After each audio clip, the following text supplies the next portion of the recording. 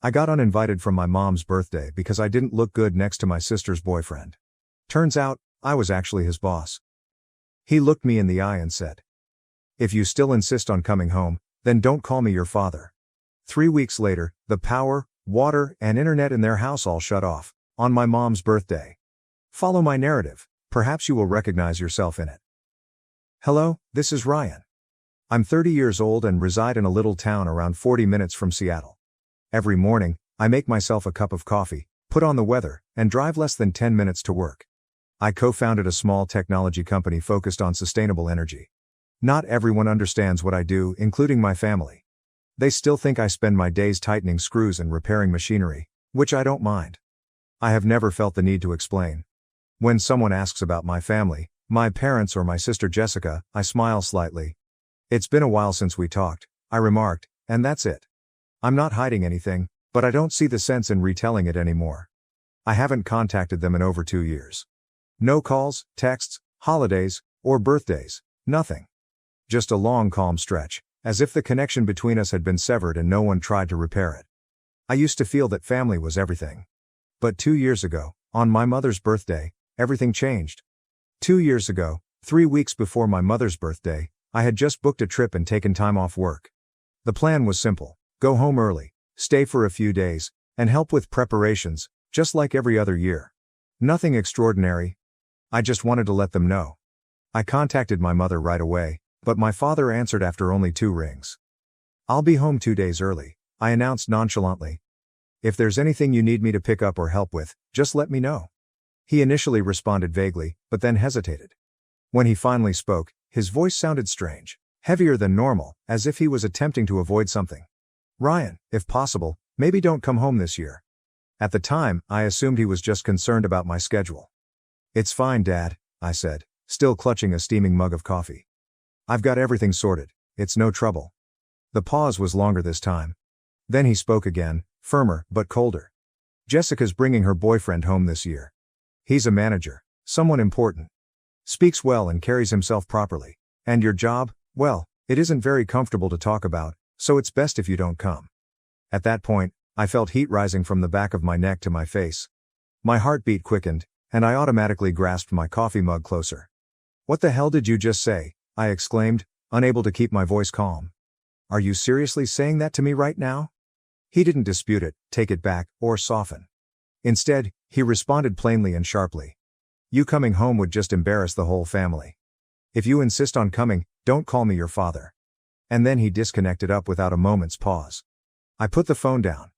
My palm was still shaking and somewhat sticky from sweat. The apartment was completely silent, no TV, no footsteps, just me standing there, staring into space like I'd been plucked out of my life. His words kept echoing in my head, slow and clear, like a recording stuck on repeat. "You coming home would just embarrass the whole family. If you still insist on coming back, don't call me your father." For a moment, I wondered if I had misheard him, but no. Every word and tone was cold as ice and solid as stone. There was no slip of the tongue and no room for hope. I clenched my jaw, my throat tightening as if something had lodged there and refused to move. Right immediately, memories began to flood back. I silently paid all of their bills, including electricity, water, and internet, for more than 2 years. Nobody ever mentioned anything, and now they're calling me the family's shame. I quickly took up my phone, my hands still slightly trembling, despite the fact that my mind had begun to cool. I opened the banking app and went down to see my transaction history. My only purpose was to see how much I had spent on my family over the previous 2 years. I needed a number for my power bill, water bill, and internet service, every month, without fail. Each payment was handled on schedule and automatically deducted from my account. For 2 years in a row, nearly $400 per month has been paid without fail. I gently scrolled to the very bottom. Total amount spent, $9,842.17. I stared at that number for a few more seconds, not because I was astonished, but because something inside my chest had suddenly settled. Not grief, not even fury, but just empty space. Nearly $10,000, and now they label me the family's shame. As I glanced at the enormous list of bank transactions, a silent question arose, one that no one in my family had posed in 30 years. Has Jessica ever done as much for our parents as I have? It was not jealousy, and I was not looking for credit. It was merely that if I am deemed the family's shame, who is that standard being evaluated against? I had paid approximately $10,000 in living expenses for them secretly, without asking for anything in return, and without ever mentioning it. What about her? Has she ever had to make a sacrifice or beg for help? Or did she arrive, smile pretty, and make an impact in a lovely dress while holding a successful boyfriend? I was not asking to keep score. I was asking because, for the first time, I noticed that fairness was never considered in this household. I'd grown accustomed to standing on the sidelines since I was a child. In family photos, I was frequently partially hidden behind someone else or captured at the edge of the frame. I wasn't exactly gazing at the camera. Nobody ever told me to step aside, but I always did. Jessica was at the center of every important event in our family, from birthdays and graduations to her breakups. There was always a reason for everyone to band together, console, and celebrate her. I can't recall the last time somebody inquired if I was okay. Jessica is 2 years older than me, but the difference between us was never about age. She was the hope, the future-oriented child that our parents proudly mentioned when relatives visited. And me? In the same talks, if I was mentioned at all, it was as a short footnote. Ryan. Oh, he's fine. I believe he works in technology. I used to believe that if I worked hard enough, remained out of trouble, and quietly handled everything, they'd eventually see me. However, they didn't. It turns out that when you're used to being invisible, nobody notices when you leave. I began covering my parents' utility costs, electricity, water, and internet, nearly 2 years ago. My mother called first, and everything started there. That day, she moaned about how the cost of living had risen, how this month's bills had unexpectedly increased, and how their retirement income was no longer sufficient. Then, gently and hesitantly, she said, "If you could help us even a little, it would mean a lot." I agreed. At the time, I assumed it would be only a few months until things settled down. However, the months that followed looked precisely like the previous one. Nobody mentioned terminating it, and there was no backup plan. Every now and then, I'd ask, "Is Jessica helping out at all, Mom?" She'd always evade the topic. Sometimes she'd say, "Just help us this month, your sister will pitch in next time." Other times, "Your sister's covering Dad's medical stuff, that's not easy either." I heard those lines so many times I could recite them by heart, and I just smiled and let it go every time, because I knew none of it was true. So I kept sending the money, nearly $400 per month, reliably and quietly, without complaint. Nobody mentioned it. It wasn't that I didn't care, it was simply that I felt it was the correct thing to do. I used to think that if I was quiet and responsible enough, they would notice. But today, after everything, they look at me and say, I'm the family's shame. After a time, everything around me was silent, and I just sat there, paralyzed on the couch. I still had my phone in my hand. I wasn't angry or heartbroken anymore. There was only one clear emotion sitting in my chest, something like, that's enough. Following that, I opened my banking app. I scrolled down to the automatic payments section, where I had set up monthly transfers to cover my parents' expenses for power, water, and internet. I tapped into each thing one by one and canceled them without hesitation. I did it softly, not to avenge myself, but to preserve the one thing I still had. A semblance of self-esteem, the only thing they hadn't taken away from me. About a week later, I received the first message from my mother, in the same soothing tone she always used. There was no mention of what had happened, nor was there an apology. I just got a notice that the internet bill is due, can you take care of it? I read the message, glanced at the screen for a time, and then placed the phone down without responding. Not because I was attempting to make a statement, but because, after all, the first thing they thought to say was a request. Pay the internet bill. There was no, are you okay? Or even a basic, can we talk? So I remained silent, and that silence, to me, said everything. 2 weeks later, my father called. The phone rang a few times before stopping. I didn't respond. A few minutes later, he left a voicemail. His tone was sharp and impatient, as it usually had been. The power company called. This month's bill hasn't been paid. What's going on? There was no worry, no mention of what he said the day I called to say I'd be home for Mom's birthday. I listened to the message, then turned off the screen and placed the phone face down on the table. And just like that, I remained silent until my mother's birthday. My mother's birthday was around 3 weeks after my father advised me not to come home. The party went on as normal, with her favorite roasted chicken, cake from her favorite bakery, and a few close relatives gathering around the dinner table. Except for me, everything had been meticulously planned and executed. That afternoon, at precisely 4 p.m., I was sitting in my living room with a cup of coffee that had long since gone cold when my phone chimed. It was my mother calling. I gazed at her name on the screen for a few seconds before putting the phone down. I didn't respond, didn't even think twice. My dad called a few minutes later, followed by Jessica. 3 calls in less than 10 minutes, I let them all go. There is no curiosity, no one to reply. I stayed where I was, leaning lightly against the back of the chair, my gaze fixed on the fogged-up glass. The sky outside was a drab gray, no rain, but cold in that silent, creeping manner that suggests winter has just brushed up against your threshold. The communications began to arrive approximately 10 minutes later. Mom was first. "Ryan, the power has been turned off. The entire house is dark. Please pay the bill." I picked up the phone and read her message in silence. There was no anger or surprise, just a calm hollowness creeping through my chest, the type you get when you've spent years caring for a family and you're the only one left to bear the burden. Then my father said, "No water, we can't cook. Handle it now." Following that, Jessica replied, "Internet's down. Guests are arriving. Please fix this, urgently." I looked at the clock, 5:12 p.m. I remembered clearly, I canceled all automatic payments exactly 3 weeks ago, immediately after my father informed me that if I insisted on coming home, I should never call him Dad again. And now, in the midst of the birthday party they had instructed me not to attend, everything began to shut down: power, water, and the internet. Each one vanished just when they needed it most. I didn't text back or call. I didn't feel the need to explain. I merely sat there, carefully rotating the cold coffee cup in my hands, my eyes still fixed on the window, as if seeing past all I could see. And in that moment, I realized they weren't phoning because they missed me. They were calling because there was no one left to shoulder their weight. Around 6 p.m., my phone began buzzing again, this time nonstop.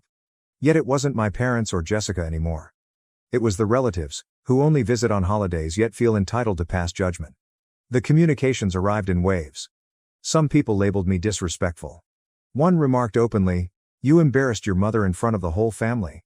Another, more subtle but just as devastating, said, "Your sister was right, people like you shouldn't show up on a happy day." I read through each message without responding, not because quiet implied agreement, but because I'd grown tired of explaining myself to people who always chose the louder throng above what was right. I was about to put down the phone when the screen lit up again. Aunt Lauren was the only family member who still trusted me. She was calling on video via an ancient app that only she and I still used because we were the only ones who cared enough to look each other in the eyes when it counted. I paused for a bit before answering on the second ring. The first thing I saw was her face, somewhat obscured by the yellow illumination from the kitchen behind her, a location I knew like the back of my hand. Every crack in the wall and every noisy cabinet. But tonight the room felt different. There were clinks of silverware, uneasy laughs, and random small conversation in the background. She glanced at me through the screen, her eyes warm and troubled. "You're not going to pay for it, Ryan." Her tone was light, as if she were trying to figure out what was going on. I peered into her eyes, and when I finally spoke, my tone was sluggish, as if I was dragging up something I had buried for too long. "You know, Auntie, it was Dad. Told me not to come." I gulped hard. He said if I still insisted on showing up, I shouldn't call him my father anymore. She became quiet. Her eyes changed, as if she was studying the room behind her. Right then, the call devolved into mayhem. I could hear my mother's voice through the noise. "Tell him I'm ashamed of him. On this day, of all days, how could he do this?" My father said sharply and loudly, "It's not that serious, it's just paying a few bills. What kind of man gets petty over money?" Another voice, I believe it was my uncle. "Poor Jessica, having to deal with a brother like that." Footsteps approached the camera. Jessica appeared behind Aunt Lauren, arms folded and lips twisted with annoyance. "He even picked up the call? Mom's been crying all day, does he even care? Seriously, no shame at all." I didn't say anything. I just observed and remained silent, as if it were the only way to defend myself. I departed. Just as I was ready to end the call, another face came on the left side of the screen. A young man with perfectly combed hair and a dark suit. He stared at me with confusion in his eyes, then smiled hesitantly. "Hey boss," he replied, his voice somewhat scratchy, as if he wasn't sure if the words belonged in this situation. I froze. My gaze remained fixed on the screen, and I unconsciously grabbed the phone closer. I had not expected this. Not here, not on the night when everyone felt I was too much of a shame to be invited. I stared at him for a few seconds longer, and then it all clicked. His expression, the way he spoke. Of course, he was one of the new personnel who had lately transferred from our southern branch. We'd exchanged a few emails and he'd sent me 2 reports, but I had no idea he was Jessica's boyfriend, the one everyone was trying to impress. The room behind Aunt Lauren appeared to hold its breath. I noticed her look over her shoulder, and the kitchen erupted in a frantic commotion. Then someone said quietly, "Wait, what did he just call Ryan?" Another voice followed, confused. "Boss? Does that mean Ryan is Jessica's boyfriend's boss?" The whispers grew like a rising wave, overlapping and uneasy. And me? I just kept looking at the screen. No nod, no denial. I am simply waiting to see where it goes. And right then, the young man stood up straighter, looked past the camera to the others in the room, and spoke plainly. "In case you didn't know, I work at Pacific Terratech. Mr. Ryan is one of the company's co-founders." His remarks were crisp and obvious, loud enough to cut through the clatter of dishes and murmuring, and the room fell into an unusual quiet. It's not awkward, simply stunned. I still did not say anything. I pushed my lips together and gave a soft nod of confirmation. He returned his gaze to the computer, eyes wide, and I said calmly, evenly, as if the words had been waiting for him, "Hope your big introduction goes perfectly." Then I disconnected up. That night, I slept soundly, no tossing and turning, no jolting up in the dark with old questions replaying through my mind. For the first time in years, I felt light. Not from satisfaction, but because they finally recognized who I was. The next day, before the sunlight had fully filtered through the thin curtains, I went for my phone and checked my emails as usual. A few meeting reminders, a couple of accounting comments, and then I noticed a name I didn't recognize in the from field. Hudson Kane. I opened the email. The first line struck me immediately. "I'm sorry, I didn't know you were Jessica's brother. I've always respected you at the company." I arched an eyebrow, leaned into the pillow, and continued reading. Hudson wrote that he had been truly astonished to discover of the family link between me and Jessica, and then without sidestepping or softening it, he stated, "I didn't expect her to be like that. I'll be ending this relationship. Thank you for not putting me on the spot before everyone." I laid the phone on my chest and closed my eyes briefly. It took me a few minutes to reopen the inbox and begin typing my response, slowly, clearly, and without embellishment. "Hudson, that's your matter. I don't expect anyone to make decisions to stay in my good graces. Think carefully before you do anything. And for the record, I don't bring family into the workplace." I pressed send. No more thought, no lingering emotion. For me, that was sufficient. Some things, once clarified, I don't require anything else. Around 10 a.m., while I was winding up a meeting with the department heads and taking notes, my phone rang in my pocket. I pulled it out and saw the name Jessica, my sister. I stared at it for a few seconds before hitting decline, not out of rage, not to make a point, but simply because I'd had enough of apologies that only appeared after everything had already come apart. Within 5 minutes, a message arrived. "I'm sorry. I didn't think Hudson would change like that. You're his boss. If you said something, I'm sure he'd listen. Please talk to him. Ask him to come back to me." After reading it, I approached the hallway window and leaned against it. I reviewed the message several times before typing my response, which was neither too long nor too short for her to understand. "Hudson didn't leave because I told him to.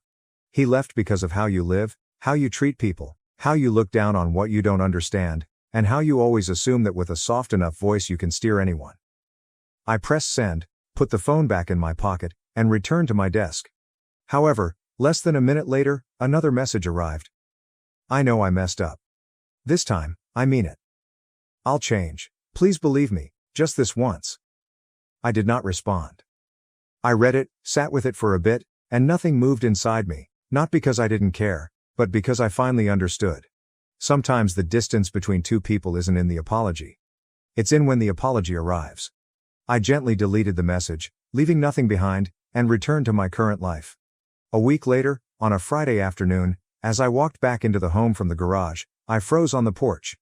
My parents stood at the front door, each holding a little suitcase, their faces drawn with exhaustion from the long travel. I didn't ask why they were here. If they'd traveled all the way out to see me, it wasn't a casual visit. I opened the door and welcomed them in.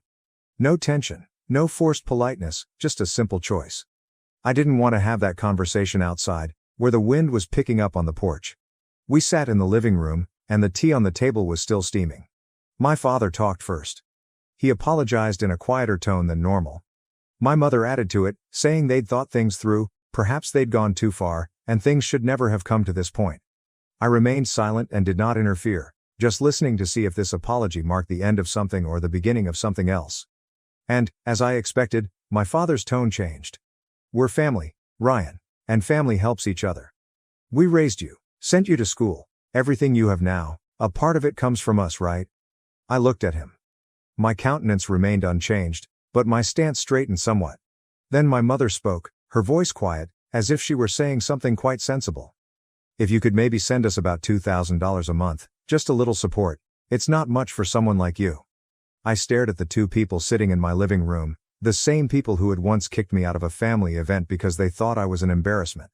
And now they were sitting in my house, placing a monetary value on their apology. $2,000 each month, because I was their son. And to them, my success was a debt that I owed them. Following their request, I let out a quiet chuckle, not loud or snarky, but the type you get when someone tells you a story that doesn't make sense. I looked at my parents. Their eyes were fixated on mine, as if they expected me to nod in accord. But I wasn't angry. I'd come too far to be bothered by stuff like this. I leaned back in the chair, my voice calm and clear. "What about Jessica? How much will she be contributing each month?" The room appeared to pause at that point. The air tightened. My father cast a peek at my mother. She responded slowly, her voice falling slightly. "Your sister's job, it's still unstable. And the breakup with Hudson has taken a toll on her." I nodded softly, not surprised. The same old excuses dressed in empathic language, but they were merely deflections. I raised my gaze, looked squarely at them, and said, "If she agrees to support you with $2,000 per month, I'll do the same, no more, no less." They didn't say anything, just gazed at me, trying to figure out if I was serious. I went on quietly. "Or, if you want me to carry the full amount, I'll need something in writing. A legal agreement confirming that after you both pass, the house will belong to me in full." I sat still after that, no pressure, no further explanation, just waited to see how they'd react now that, for the first time, I was establishing the terms for something they'd always felt was my responsibility. As soon as I finished speaking, the audience fell into a deep, dense quiet. My father suddenly rose to his feet. He smashed his palm down on the hardwood table, tipping the teacup over and pouring its contents down the side. His shout echoed around the room, his chest rising and falling in fury. "You're setting conditions for your parents? We raised you for over 20 years, and now you want to nickel and dime us like this? What kind of life are you living, huh?" He was shouting so loudly that I wasn't surprised if the folks next door heard everything. I didn't move or flinch. I just sat there, hands resting on the chair's armrests, gaze fixed on him, not cold, but no longer gentle. I waited for him to finish before standing up carefully. My voice came out low and calm, yet clear enough to pierce through the chaos he'd just created. "I think you both should leave my house." It was not a threat. It was not spoken in anger. It was merely a plea from someone who had reached the limits of what respect could provide. No one said anything else, only the sound of baggage dragging across the hardwood floor and the door clicking shut behind them, quieter than all they had just left inside me. It's been 2 years since I last saw them, right here in my own home. I did not ban their phone numbers, change my email address, or cut them off totally. I stopped reaching out and waited. I waited to see if they would still consider me a member of the family after I was no longer under the shadow of duty and obligation. In the past 2 years, there has been no call or message inquiring how I've been, no mention of birthdays, health, or even a basic "how are you doing?" I used to believe that one day, they will change. However, I've realized that not everyone changes, especially those who have never recognized they were wrong in the first place. I still live here, work, and go about my daily existence. The only difference is that I no longer allow myself to be an emotional ATM, eager to give and be damaged in the name of obligation. And if there's one thing I've learned from all of this, it's that family is not a place where people can demand kindness and call it love. A real family is one in which you are valued as a person regardless of what you have to offer. Not as a wallet, not as a backup plan. Not as a last resort when everything else fails. And before I end this chapter, I'd like to ask you a question. Was I wrong to decide not to return? For refusing to assist my parents with $2,000 per month, despite the fact that they are now elderly and reared me. I used to believe that my family could fix anything. But after being treated like a stranger in my own home more times than I can count, I chose to stand up and break the cycle. Was I overly cold? Perhaps I was finally learning to appreciate myself at the perfect time. Please leave your opinions below. I sincerely want to hear from you, whether you agree or disagree. If the tale resonated with you, please subscribe to help support the channel. There are still many stories waiting to be told and heard. Take care, and see you in the next one. Thank you for staying till the end. I tried to fulfill my girlfriend's fantasy by buying a male sex doll, but it backfired. Now she enjoys it more than I do. My GF shared a role-play fantasy with me during the early stages of our relationship.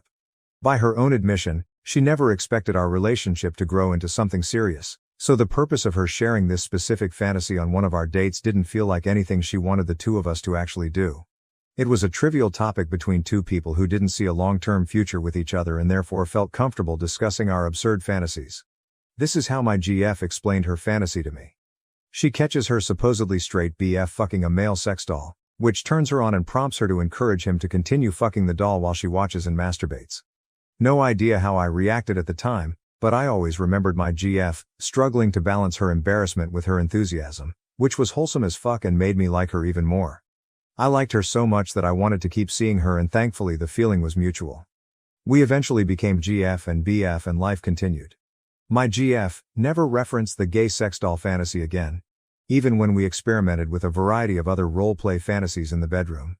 I never forgot, and I figured it would be kind of cool to celebrate our 1-year anniversary by exploring the fantasy my GF shared with me when I was nothing more to her than a guy she just wanted to have fun with in her free time. I decided to keep it as a surprise and let my GF believe that our anniversary dinner was as special as things were going to get that night. But little did she know that I secretly made all the necessary arrangements to bring her homoerotic fantasy to life. The plan was simple. Go out for dinner. Come home. Cuddle on the couch. However, mid-cuddle, I would go to the bathroom, but that would be an act because I would not be going to the bathroom at all. I would instead beeline for the bedroom where I would get undressed and proceed to get things going with my male sex doll, which I ordered online weeks ago and managed to keep hidden until that moment. The idea being that my GF would begin to wonder where the fuck I was and then eventually find me balls deep inside the rubber butt of a lifelike sex toy. I was hoping that by the time my GF opened the bedroom door, I would have managed to get it up, get it in, and somehow make it look like I'm not just fucking an inanimate object but the object of my deepest desire. Needless to say, I had to be hard to fuck the doll, which proved to be hard to do because, you know, it was a fucking doll. With a dick. Not exactly my type. I never even heard my GF approach my bedroom because I was too focused on forcing my penis to cooperate. As soon as the bedroom door swung open, my GF and I saw each other and both of us fucking froze. My GF covered her mouth with her hand and asked if I was gonna explain what the fuck was happening. I jokingly said she always wanted to be with a guy who was into fucking twink sex dolls up the ass. My GF laughed and said she had no idea what I was talking about, but she was keen to know more. I reminded her of the moment at the beginning of our relationship when she revealed that she fantasized about a role-play situation where she catches her BF fucking a male sex doll and then she ends up enjoying the show. My GF gradually stopped laughing and said she most definitely would have remembered something as specific as that, and yet, she struggled to remember anything like that ever being discussed between the two of us or anyone else. I said I remembered though. Hence the fuckable mannequin I was failing to fuck. My GF stopped saying she didn't remember what I was talking about and low-key switched to disagreeing with me that she ever shared a fantasy like that with anyone because she refused to believe it was something she would think of, let alone enjoy. I made it clear to her that I would never have purchased a male sex doll, much less go as far as to fuck the thing, if it wasn't for the fact that I remembered her talking about how hot that was for her. My GF asked if one of us was gaslighting the other or if maybe one of us, aka me, was feeling somewhat ashamed about what was going on in the room before she walked in. I said I was feeling frustrated that she was refusing to even entertain the idea that she might have had this fantasy and communicated it with me. My GF said maybe I was confusing her with an ex-GF who enjoyed watching straight guys doing gay stuff. I decided to shut up and get dressed because I didn't understand what was going on anymore. My GF inspected the sex doll while continuing to question me about this so-called fantasy of hers that she was convinced was in fact my fantasy. She wondered if it was just her that thought the sex doll kind of looked like my best friend. I kissed her and said happy anniversary before I reiterated that this was all for her. My GF asked if that meant she could use the sex doll too. I said since both my dick and my chick, I never actually said chick, are not into me using the doll, then I would have no use for it, so consider it an anniversary gift. My GF thanked me and said she appreciated how vulnerable I was willing to be in front of her, regardless of whose fantasy it was. It's been a month since the night of our anniversary and one thing has become apparent to me. My GF loves the sex doll. In fact, she's been fucking it more than she fucks me, but she denies it, which seems to be something she does a lot when it comes to the sex doll. I wish I could go back in time and tell past me to avoid buying a sex doll and save the money for a PS5 or some shit. TLDR bought a male sex doll, which I planned to have sex with in front of my GF, who once said she had a fantasy of watching her BF fuck a male sex doll. Realized I fucked up when A, I struggled to get hard, B, my GF denied ever having such a fantasy, thus making me look low-key gay, and C, my GF now enjoys fucking the sex doll more than she fucks me, which she denies too. Comments Firelight 3. Anyone going to talk about how she said she thought it looked like his best friend and now she wants to fuck it all the time? LOL OOP. It didn't go over my head. I just didn't take the bait. I knew the best friend comment was an attempt to make me feel even more awkward about trying to fuck a doll with a dick. That doll looks nothing like my best friend.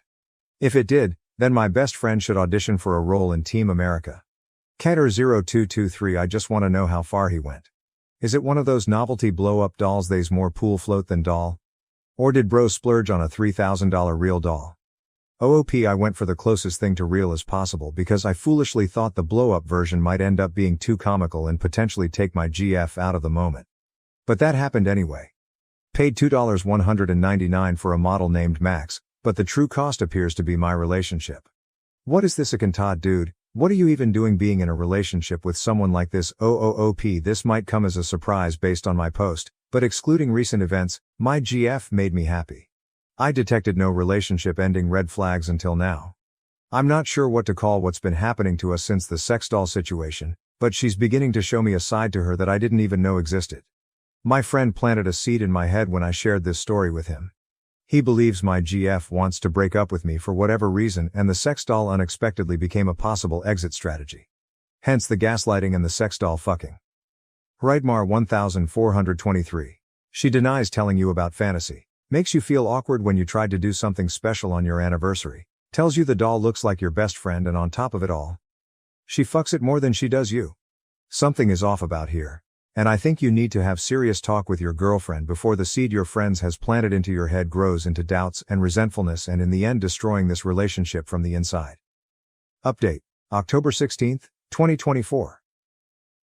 I made the mistake of purchasing a male sex doll for the purpose of fulfilling the homoerotic fantasy my GF pitched to me at the beginning of our relationship, which was that she fantasized about watching a guy fuck a male sex doll.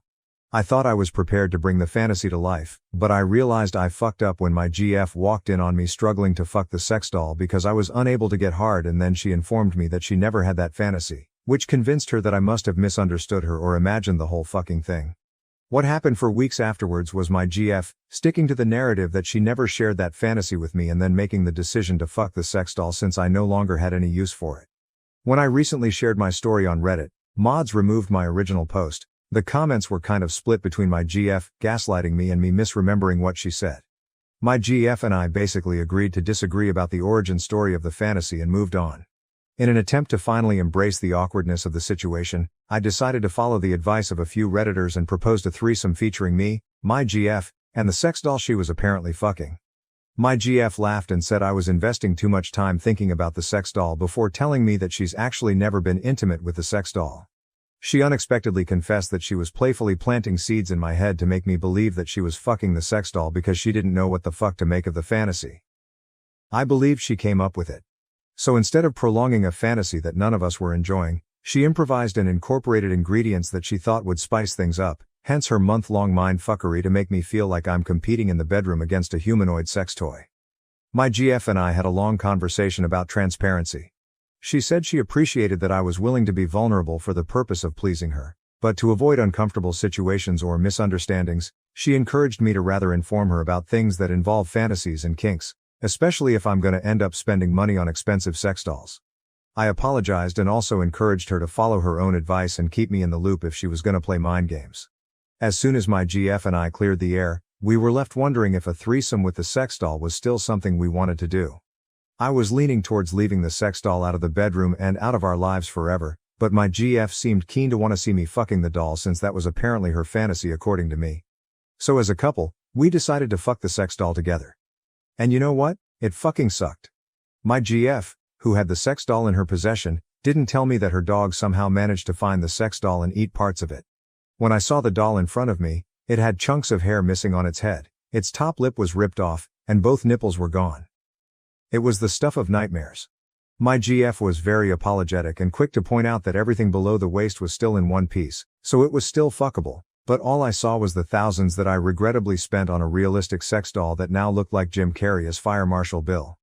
Anyway, so I butt-fucked Bill, but I was only able to get it up because my GF offered to give me a hand. It was the most shameful orgasm I've ever had. My GF had a hard time making eye contact with me afterwards without laughing.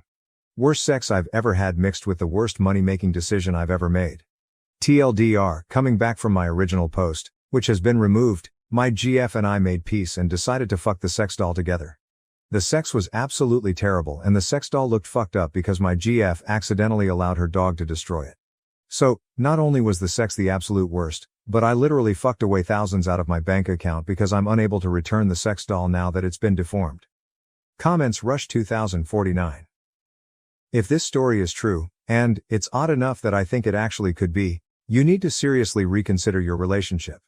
This is way too much energy into mind games over something that was supposed to be a thoughtful gift for her. Then she didn't take care of the asset either, and instead of returning it, she destroyed it. Fucking weak-ass behavior in a partner, and this situation almost reads like she's getting a kick out of seeing you be embarrassed. You're not having sex for months. This story makes me think your girlfriend sucks. OP, I hate comparing my GF to my exes, but I can guarantee that most of my exes, if not all of them, would have buried the sex doll fantasy that night if this was some kind of misinterpretation from my side and not something they were into. None of them would have exploited my fuck-up and low-key extended what was an obvious failed attempt on my end at being thoughtfully kinky. On the surface, there seems to be peace between me and my GF, but I have a feeling that the sex doll might have indirectly exposed the cracks in my relationship. Anyway, this is what I'm saying now. Tomorrow I might just feel like I was overthinking everything and regret this comment. JWatts 1973. The funniest part of the story is how you think a non-deformed sex doll is returnable. My sil threw a fit when I refused to pay for her bachelorette trip, and now she's blaming me for her fiancé leaving and the wedding being cancelled. My sister-in-law, Steffi, 26F, and I share a lot of history because we attended high school together. Back then she was a major bully, and I happened to be one of her favorite targets. Why not? I was a huge nerd in high school, and my appearance didn't help. I was quite tiny and wore braces, making me the stereotypical nerdy girl in a teenage high school movie. Instead of glasses, I wore braces, and my transformation did not occur until I was in college. Fortunately, I look considerably better now, having gained some weight and had my braces removed before beginning college. Not that there was anything wrong with my appearance before, but now I'm less likely to be bullied, which is all that matters. I met my spouse Andy at a college party a few years ago, when I was in my third year. He was 3 years older than me and previously worked as a DJ on the side.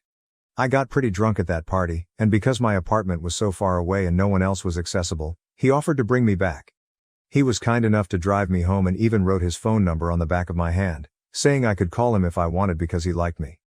The next morning, I awoke with a severe hangover, but knew I had met someone wonderful. I called him, asked him out for a date, and that was all. We got along incredibly well on that first date, and I felt I'd found the one. But there was one issue: his sister. On our first date, we discussed our families, and Andy stated that he has a sister named Steffi.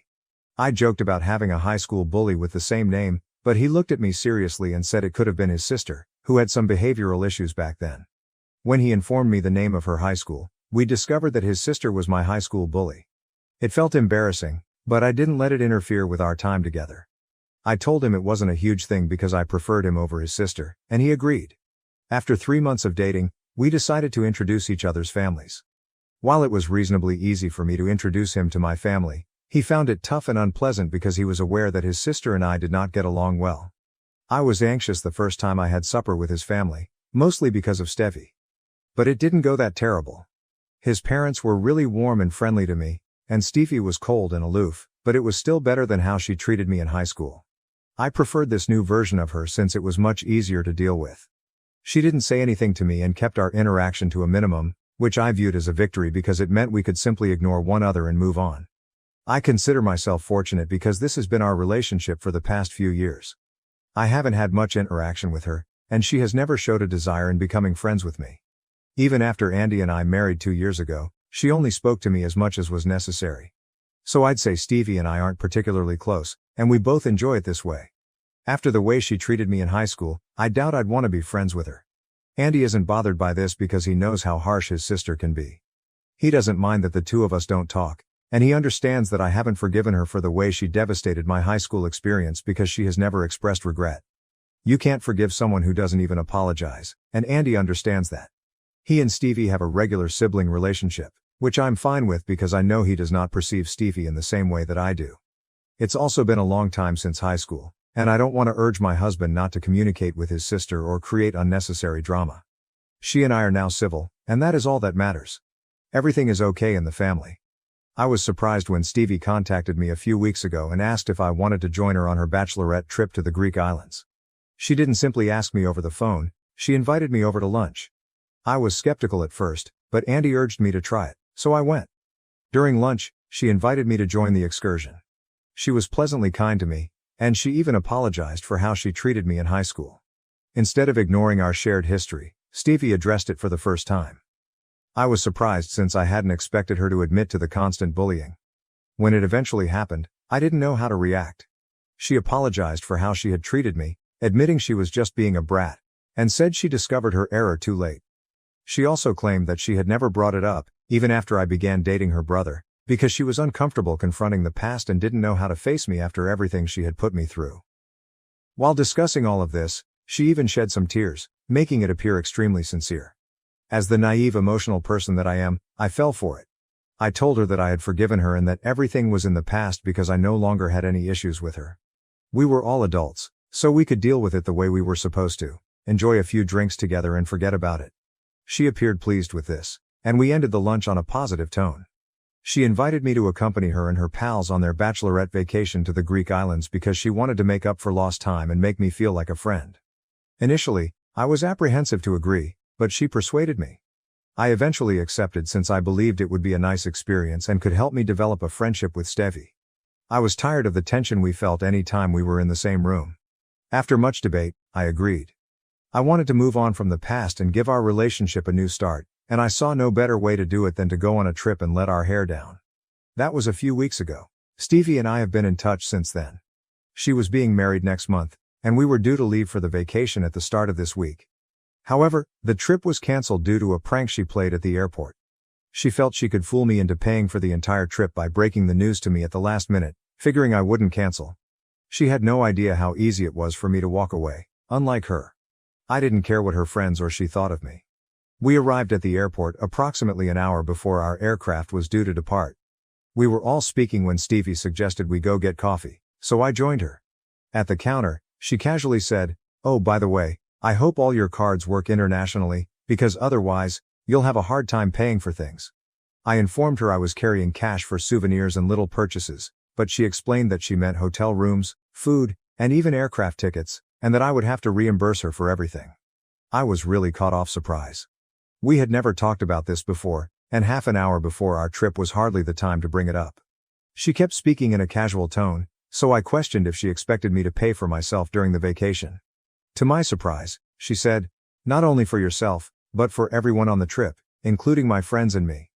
I assumed you were going to sponsor the entire event, which is why I chose such an expensive location. I know you can afford it, will that be a problem?"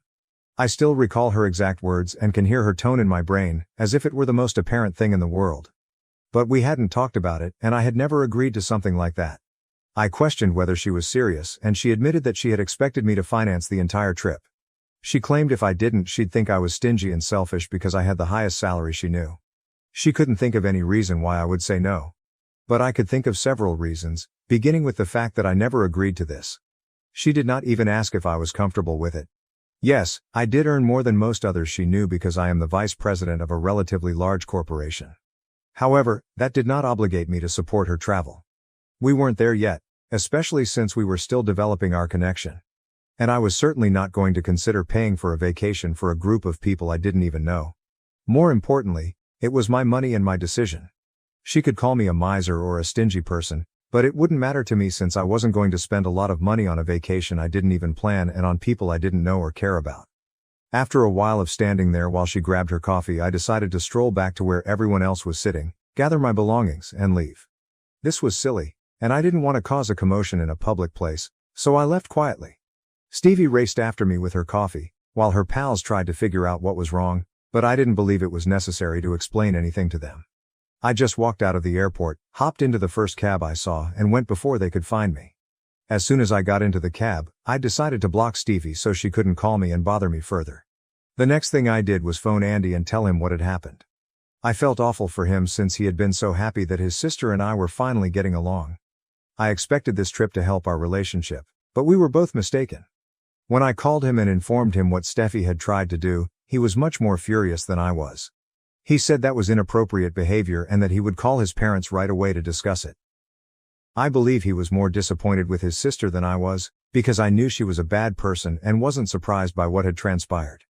Andy and his parents, on the other hand, had undoubtedly anticipated more from her, and she had truly disappointed them. I believe that's what really messed things up for her after that, because as they found out what she was up to, they were all furious.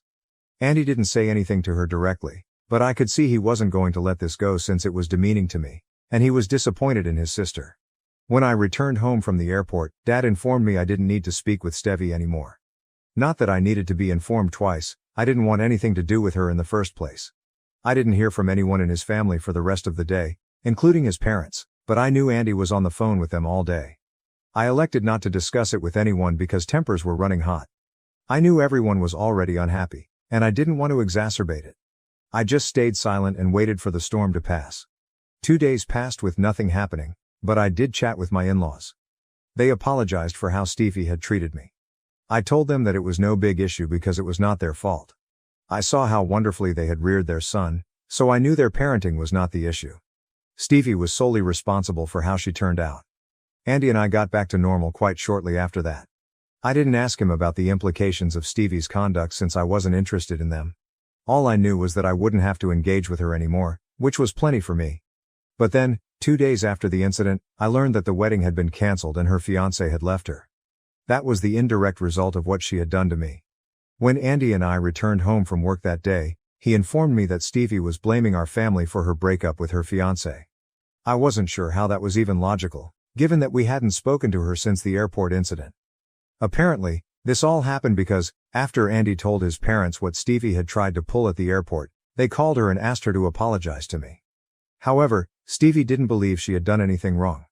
Instead, she began telling her parents that I was harsh and stingy, and she was relieved I had left. This irritated her parents, who informed her that they would no longer be paying for the wedding and that she needed find someone else to fund her lavish occasion.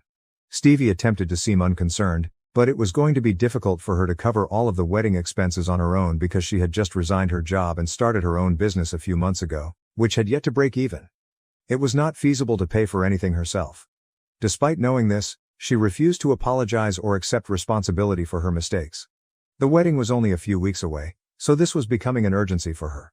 According to Andy, after speaking with her parents, Stevie informed her fiancé that her parents would no longer be funding the wedding expenses and that she expected him to take over. This sparked a massive dispute between them because it was clearly unfair for her to drop this on him with only a few weeks till the wedding. That fight eventually led to the cancellation of the wedding. After Andy told me the whole story, I asked him how he knew everything.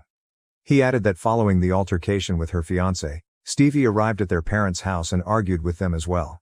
She had blamed both them and me for what had occurred. She largely blamed me, which I thought was unfair given that I had nothing to do with the incident.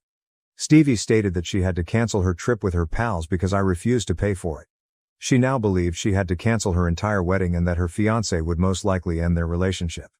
I strongly disagree with the vacation situation, because there was never any talk about me paying for it. It was absurd of her to anticipate that. However, I feel horrible that her wedding was cancelled. I've been feeling guilty about complaining to my husband and becoming so agitated over the situation. I guess I'm just sad for her because I know she was looking forward to getting married. Honestly, I'm looking for some reassurance. Is it my fault for whining to my husband about my sister-in-law expecting me to support her bachelorette trip for all of her pals at the airport? Update. First and foremost, thank you so much for informing me that I am not at blame here. I guess I needed to hear that. I was feeling bad about everything, and it didn't help that Stevie had been posting depressing things about being betrayed and such. It's been 5 days since the airport incident, and even though I've banned her everywhere, I know she's been posting bizarre sad phrases to get attention. When someone questions her about it, she tells them her side of the story while claiming to be the victim. Any sorrow I felt over her wedding being postponed has vanished because, plainly, She will stop at nothing to make me look like the villain in her story. I don't have to feel awful for her. She has even gone so far as to tell people that, while she anticipated me to stab her in the back, she didn't believe her brother would ever promote or tolerate something like this, but she was plainly mistaken, and her brother couldn't care less about her feelings. Again, I feel compelled to highlight that she had never asked me if I was comfortable or willing to cover the costs of the trip for her and her friends. The fact that she had to cancel at the last minute and return from the airport was totally her responsibility. According to her version of the tale, we had discussed it several times, but I flipped out at the airport, threw a fuss and left, which she considered a major slap in the face. She states that she and her friends had to return home without a trip, which was quite humiliating. It's infuriating how she's been spreading lies about me. However, I'm relieved that most of the relatives she's been saying this to have contacted me, as it seems out of character for me. I was able to clear the air and explain my side of the situation. Most people believe me, so whatever she's doing isn't working. She's coming across as a complete liar and moron. Andy told me he wanted to speak with her and tell her she couldn't keep lying about us, but I assured him there was no need. What she's doing is backfiring, and instead of harming our reputation, she's injuring herself. We can simply let her carry on. Update 2. It's been about 2 weeks since we learned that Stevie was no longer getting married. She had been complaining about us to all of her relatives, but it didn't work because most of them didn't believe her and turned to me for proof. I told them the truth, and within a few days, almost everyone knew what had transpired. She realized there was no use in attempting to make us appear terrible anymore, so she gave up. We assumed that was the end of the story, but evidently not. She has recently moved in with her parents because she and her fiancé broke up and she has nowhere else to go. Her fiancé, a good guy, had offered to let her keep the apartment while he moved out, but she couldn't afford the rent on her own, so she decided to move back in with her parents. Andy and I find it ironic. She had so much to say when her parents told her they wouldn't be supporting her wedding, pretending she had it all under control. But now her life is crumbling apart, and her parents are the only people she can turn to. My in-laws, being the nice people they are, took her in despite her bad behavior. But now that she's living with them, you'd think she'd have the common sense to stop talking negatively about me and Andy, especially in front of her parents, who are also Andy's parents. However, she is one of the most dumb persons I've ever met. Even after my in-laws made it clear that she was not permitted to badmouth us or behave as if we were the villains, she continued to do so in front of them. She was continually attempting to turn them against us, so my in-laws decided to inform her that she could either acknowledge her mistake and try to become a better person, or she would no longer be allowed to live with them. That, of course, irritated her, and she has now taken to emailing Andy every day, reminding him that I not only destroyed her bachelorette trip and wedding, but also damaged her life because her fiancé deserted her and her parents continue to support me. As if any of that were my fault. Andy has not blocked her yet because she is a family member, but she is on thin ice. A couple more texts insulting me, and I'm sure Andy will visit his parents' house to confront her in person. I believe she is only venting her feelings, but it is wrong. Update 3. We did it, I just couldn't handle it any longer. She was going too far, saying the worst things about me while messaging Andy, believing she could get away with it. Unfortunately for her, we are not particularly friendly. She had called me every name in the book, referred to me as jealous and insecure, and even said that I didn't look any better than I did in high school, which was a complete falsehood. She understands how sensitive I am about my appearance and makes it a point to pick on it whenever she can, which has gotten pretty obvious at this point. I also don't see why she thinks I'd be jealous of her, especially since my life is clearly better right now. She honestly has nothing to make me jealous or anxious about. Anyway, these were the types of things she had been texting Andy, attempting to irritate us, and she was successful. Earlier this evening, we went to my in-laws' house to address her because she needed to stop thinking she could say and do whatever she wanted without consequences. We had already spoken with Andy's parents, and they knew why we were there, so they didn't ask too many questions and simply allowed us in. Stevie was sitting in the living room and appeared shocked to see us. She had the nerve to ask her parents why we were there, as if we weren't supposed to be there. Her parents did not answer, so I took over the conversation. I told her she needed to learn to stop her mouth because I'd had enough of her bullshit and wouldn't put up with her constantly talking about me. I made it obvious that if she didn't stop talking about me to anyone, I'd make sure my side of the story became public as well, which would not be good for her. She quickly erupted, accusing me of blackmail and alleging her family had ambushed her. When we urged her to be quiet and simply apologize, she refused. Instead, she began packing her belongings and left within an hour, knowing she was no longer wanted and going to stay with a friend. I'm confident she'll be back in a few weeks because no friend will let her live rent-free for long. Given how much of a miser she is, I doubt she will pay when she can simply return to her parents and live for free. But for the time being, we are all free of her, and I must admit that I am much better off. I believe everyone would agree with me on that. My parents disowned me and cut me out of their will because I'm not their biological child, but inheriting from a distant relative changed everything. Let us start from the beginning. My life changed dramatically when I was 14. Around this time, my mother decided to relax again, this time with a man whose previous marriage had produced a son. Jake, already 3 years older than me, was 17. Let's also admit that we didn't get along right away. The ink on their marriage certificate had hardly dried when the tension began to rise. At first, it was the tiny issues that arise when strangers are notified that they are suddenly family and brought together. Jake would leave dirty dishes in the sink, assuming they would clean themselves. Of course, I was the one who got a lecture from my mother or new stepfather about the kitchen mess. Alternatively, I would see my shampoo disappearing faster than usual, only to discover Jake with perfectly maintained hair that appeared to have resulted from using my favorite product. It was strange, but I felt upset by more than just Jake's antics. Tom, my stepfather, handled things in the same manner. I seemed to be the problem whenever things went wrong. He'd think I was responsible without even asking. Then there was my mom. She was too focused on making this new family dynamic work to see what was happening. She'd brush it off, cover for Jake, and pretend everything was fine. I could immediately detect the difference in expectations. Mom and Tom announced they were expecting a kid around a year into our difficult living situation. At that time, everything changed. Suddenly, everything revolved around the newborn. The house required renovations, and guess which room was chosen for the nursery? Exactly, mine. I was shoved into a cramped, claustrophobic guest room with barely enough room for my possessions. It felt like a demotion, a clear sign of my role in this new family structure. A few months later, Nathan, my new half-brother, was born and quickly became the center of attention. Jake felt the same shift and grew even more entitled. He dropped out of college and moved back home, bringing with him a whirlwind of late-night parties and questionable pals who came and went at all hours. Tom dismissed my protests about the noise and trash, while my mother simply looked sorrowful, as if to say, "What can we do?" It was infuriating. I started spending more time at friends' places, anywhere I could find routine. My escape ended up being school. I stayed as long as I could, joining every organization and taking extra classes.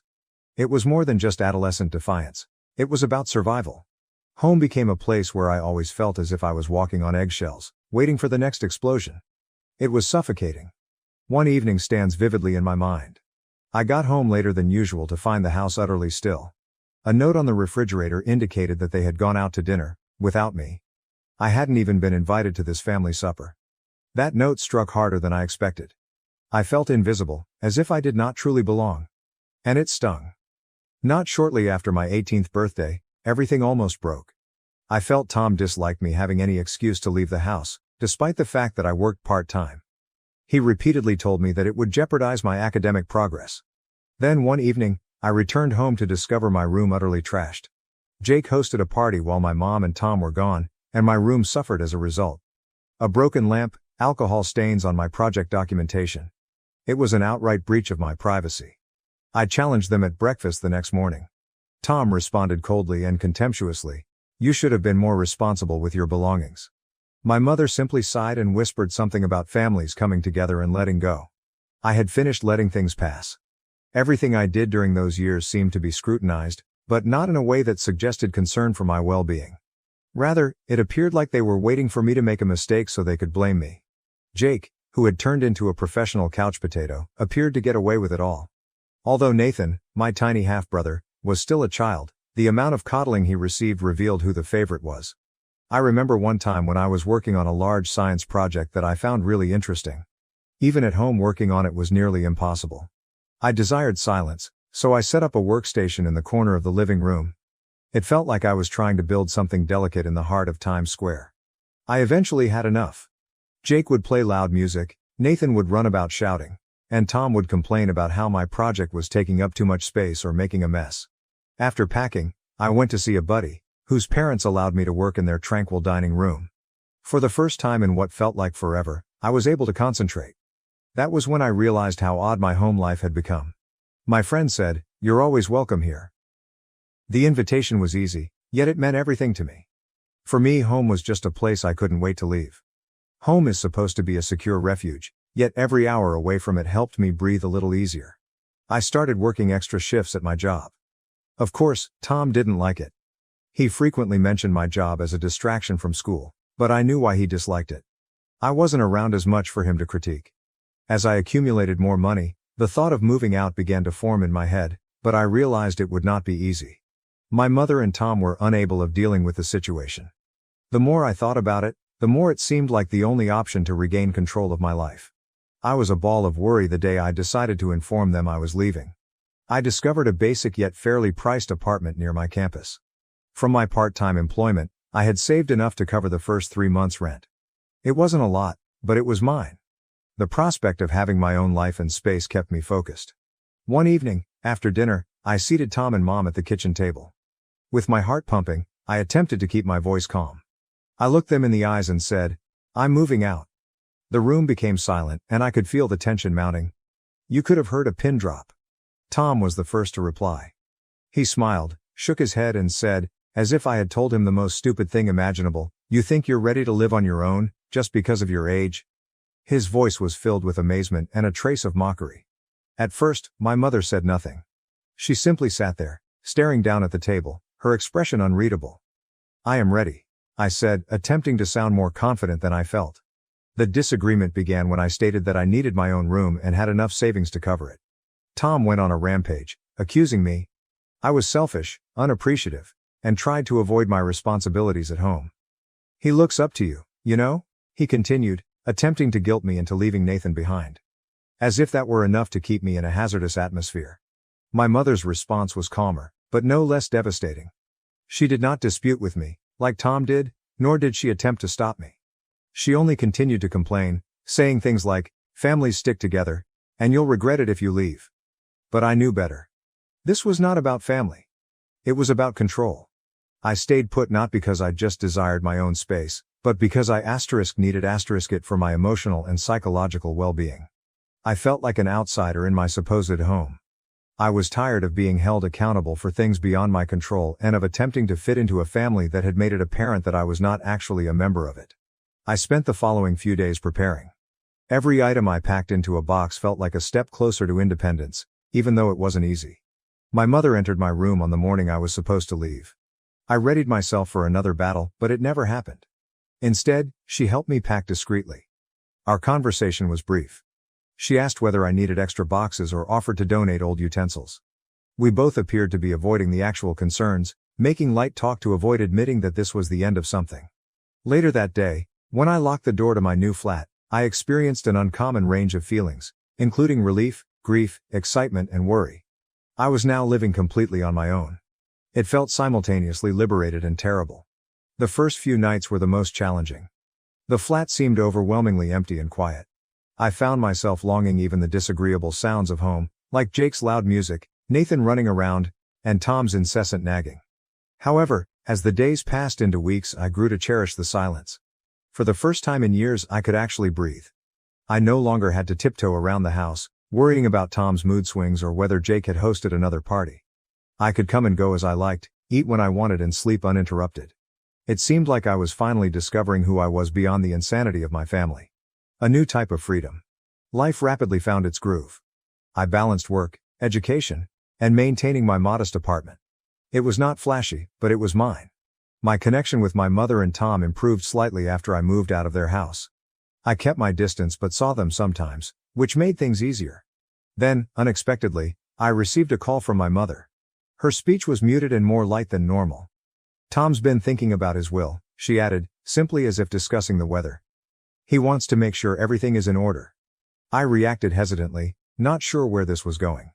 After a pause, she said, "He has decided to include Jake and Nathan but not you. Because they are his biological children, he believes it is more rational." There it was. It stings. Although I hadn't expected much from Tom, seeing it stated so bluntly hurt me harder than I anticipated. It wasn't about the money, but about the message. The reminder that, despite all these years, I was still not regarded as a member of the family. I forced myself to answer neutrally. "I understand." Mom, maybe sensing the hurt, hastily attempted to ease the impact. "You understand, this is just legal things. It doesn't impact our feelings for you, right?" Even if I didn't believe her, I allowed the conversation to divert to other issues. But the harm was already done. That night I laid in bed, staring at the ceiling, with that familiar sense of not belonging gnawing at me. Part of me wanted to confront Tom, demand an explanation, or simply tell him how deeply it hurt. However, another part of me questioned the point. For years, that family had not felt like a part of me, so why should it matter now? I ultimately decided to back off. I reduced my visits, stayed busy with school and work, and spent more time cultivating relationships with people who actually appreciated me. Friends, instructors, and co-workers who loved me for who I was, not for what I could contribute or because we had once shared a home. These were the individuals that mattered. The anguish from Tom's will and years of feeling like an outsider began to recede. It wasn't an overnight metamorphosis, but the hatred subsided, though it would occasionally boil up, especially at family events, when I saw Jake and Nathan relishing in the spotlight. I began to realize that some things were beyond my control. I started establishing my own family and sense of belonging. A few months later, Tom recovered from his health scare and their lives resumed to normal. Then came the actual test. I was invited to a family dinner to celebrate Tom's recovery. I went out of responsibility, rather than choice. The evening was just as awkward as I expected. Tom talked about his recuperation. Everyone gushed about Nathan's newest academic accomplishments, and Jake boasted about a new job he had suddenly landed. I sat there relatively silent, and it was painfully obvious that I was the odd one out. However, this time it stung less. I had come to terms with my status in the family. I was the outsider, yet there were individuals in my life that cared for me for myself, not because of family obligations or shared DNA. I made an excuse about an early start and went after dinner. As I drove home, I felt a weight lifted from my shoulders. I'm good, I told myself. Really good. I dealt with the emotional impact, faced the truth of my situation, and emerged stronger and more confident in myself than ever before. For the first time in years I felt peaceful. But life had another surprise in store. Just when I thought I had finally achieved some calm and routine, everything turned upside down again. One afternoon, I got a call from a lawyer I'd never heard of. His tone was courteous and professional, but his voice had an almost apologetic aspect. "Am I speaking with Jessica Evans?" he inquired. "Yes, that's me," I explained, bewildered. "I'm calling about Margaret Evans, your great-aunt's estate," he explained, his tone slow and measured. "She passed away recently and named you as the sole beneficiary." For a little period I fell silent. I couldn't recall Aunt Margaret. She was one of those distant relatives you'd hear about but never actually knew.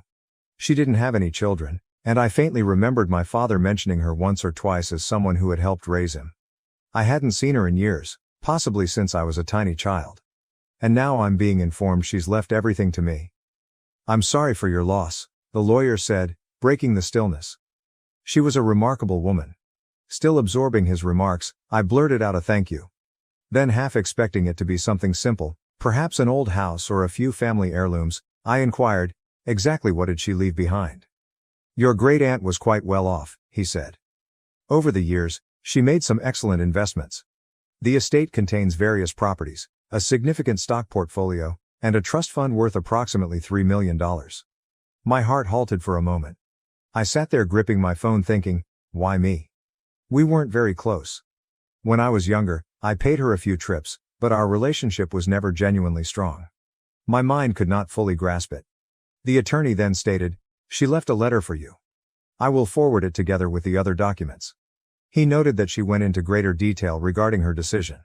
After we hung up, I sat there staring at my phone, trying to make sense of everything. Why did Aunt Margaret chose me to inherit everything? I scarcely know her. Was this some kind of mistake? The next few days were spent meeting with the attorney, signing paperwork, and discovering exactly what I had inherited. There were houses, stocks, and personal stuff in addition to the money. Aunt Margaret's letter, however, impacted me deeply. In it, she stated that she had always appreciated my independence and saw in me a reflection of herself at my age. She described me as determined, self-sufficient, and capable of creating a life on my own, qualities she thought she lacked when she was younger. She wanted to offer me the opportunity to spend her riches for something meaningful. It was overwhelming. Here was this relative I barely knew, who saw something in me that my own family hadn't noticed. She appreciated and chose me. My initial move was to purchase a tiny home. Though it wasn't lavish, it was mine and represented a new chapter in my life. Thinking about long-term financial security, I also bought a rental property and invested the leftover monies. I spoke with a financial expert to ensure that I made sound judgments. It seemed weird. In the course of a week, my life had entirely changed.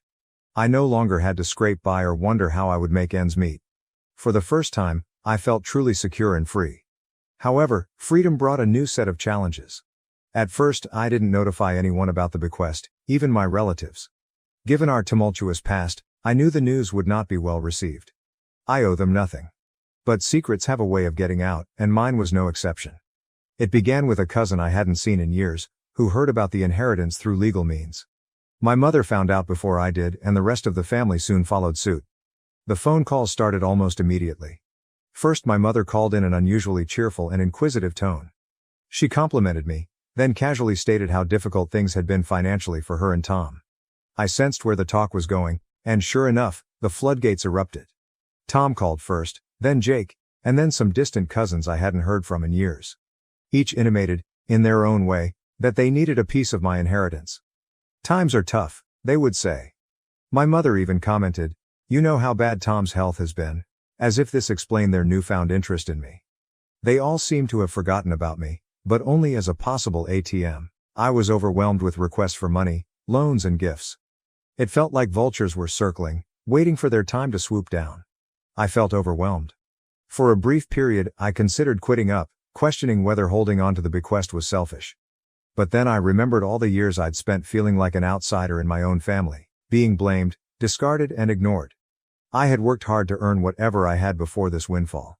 I had gotten it through college on my own without their help, and now that I had some stability, they wanted to take it away. When I was struggling, none of them volunteered to help. When my mother eventually inquired why I hadn't told her about the bequest sooner, I found the strength to reject the guilt and manipulation. I softly but firmly explained to her that our separation was both emotional and physical. I had been kept away, ignored, and alienated for years, as if I belonged nowhere in the family. This inheritance allowed me to live on my own, without relying on anybody else. It is my life, I assured her, and I must live it in my own manner. I apologize if this offends you, but right now I need to act in my best interests. The outcome of that conversation was worse than I could have predicted. Mom accused me of being arrogant and inconsiderate. Tom interjected, chastising me about how families should treat one another. Nonetheless, I stood my ground. Over time the calls got less frequent, and the demands for money ceased when they understood I would not give in. It was challenging, but extremely necessary. I had realized a sad reality about family. Sometimes the people you trust the most are the ones who bring you down. Knowing that I had protected myself brought me calm. Finally, I decided not to let them dictate my life. This inheritance was about taking control of my own destiny and, more importantly, gaining the ability to live my life on my own terms. My communication with them became strained, but I'd become accustomed to it. Their approval was no longer required, and I was not bound to offer them anything. I had friends, mentors, and people who actually cared about me, not because of familial obligations, but because of who I was. The big surprise came from an unexpected source. My younger half-brother, Nathan. I unexpectedly received a clumsy handwritten note from him. "I'm sorry for asking for money. I miss you," he wrote in his untidy handwriting. Though little, this step meant a lot to me. Nathan, barely 14, was reaching out in his own way. After that, we started texting. Little conversations about his school and interests, nothing too serious, but it was something. It was the start of a modest bridge between us, even though I wasn't optimistic about reconciling with the rest of the family. I was creating a life for myself, free of need on anyone else. For the first time in years I felt completely free. However, the impression of tranquility was fleeting. Just as I thought things had settled down, my mother contacted me again a few weeks after Nathan's letter. This time, she wished to talk things over. I could tell this wasn't going to be a chat about reconnecting or finding common ground, so I agreed to see her in public in the hopes of keeping things nice. We met at a nearby cafe and the vibe was unsettling from the start. She rarely inquired about my life or how I was doing.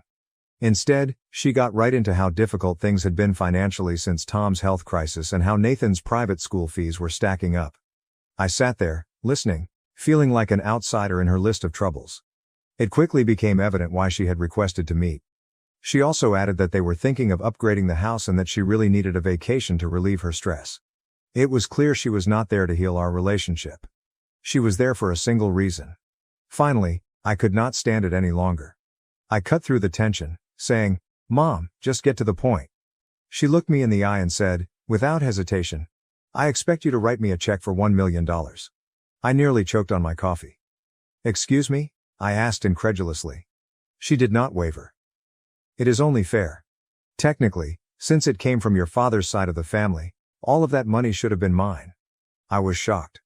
Her entitlement and audacity were astonishing. She sat there, casually demanding $1 million as if it was her birthright. I said bluntly, trying to keep my voice steady, "I'm not giving you $1 million. Her tone moved from entitled to plain angry, and her expression became severe. "You have always been unappreciative of everything we've done for you," she told us. Her remarks painted me as a criminal for not turning her the money she claimed she was owed. Without turning back, I paid the money and left the cafe. It still surprises me that my own mother attempted to guilt me into giving her money to which she had no right. What followed was even worse. A few days later, my mother started circulating rumors.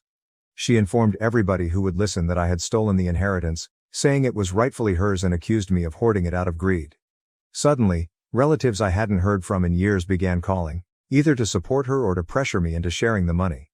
The hypocrisy was staggering, especially given that Tom had omitted me from his own will because I wasn't family. Even Tom got involved, writing me a long guilt-ridden text about how I needed to consider the family and make more inclusive decisions. I reacted in a single sentence. "You didn't include me in your will because I'm not family, remember?" That shut him off for a while. But the drama did not end there. Things got heated when I received an official-looking letter in the mail. To my amazement, my mother was suing me. Yes, you read that correctly. She was suing me for a share of the inheritance, claiming that as my father's widow, she was entitled to a large amount of the money. I was stunned. Was my own mother dragging me to court? I could not believe it. At first I was afraid, expecting a protracted and costly court battle. I called my attorney, who laughed after reading the letter. "This is a joke," he remarked, flinging the letter away. "The will is airtight." He next investigated the so-called attorney who had sent the letter. The phone number was disconnected, and the address on the letterhead was for a decrepit building under construction. It became evident that my mother and Tom had engaged a dodgy, most certainly fraudulent lawyer in a last-ditch attempt to terrify me into paying them money. While I was happy that the lawsuit was unfounded, I was also terribly disappointed. Their willingness to go to such lengths for my inheritance was surprising. They had tried guilt-tripping and manipulating me, and now they were making direct legal threats. I was done attempting to salvage any sort of relationship with them. I understood I needed some distance. After the legal jitters passed, the emotional toll hit me hard. I was exhausted, sleep-deprived, and the constant drama was affecting my mental health. That was when I realized I needed a vacation from everything. We decided to take a road trip after talking with some of our friends. Nothing extravagant, just a trip to a couple spots we'd always wanted to go but never got around to. It was just what I needed. Time to clear my mind, escape the chaos, and, most importantly, consider what I wanted for my future. As we began the road, I couldn't help but reflect on how much had changed in such a little period. A year ago, I was barely making it in a house that never felt like home. I now had financial security, my own home, and the freedom to make my own judgments without interference from others. It felt liberating, yet also bittersweet. Growing up, I looked to my mother and stepfather for guidance and encouragement. To me, family meant having someone who would always have your back, no matter what. But through it all, I learned a terrible lesson.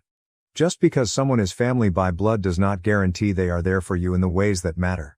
Throughout the trip, I reflected a lot and realized that I didn't need their money, validation, or acceptance.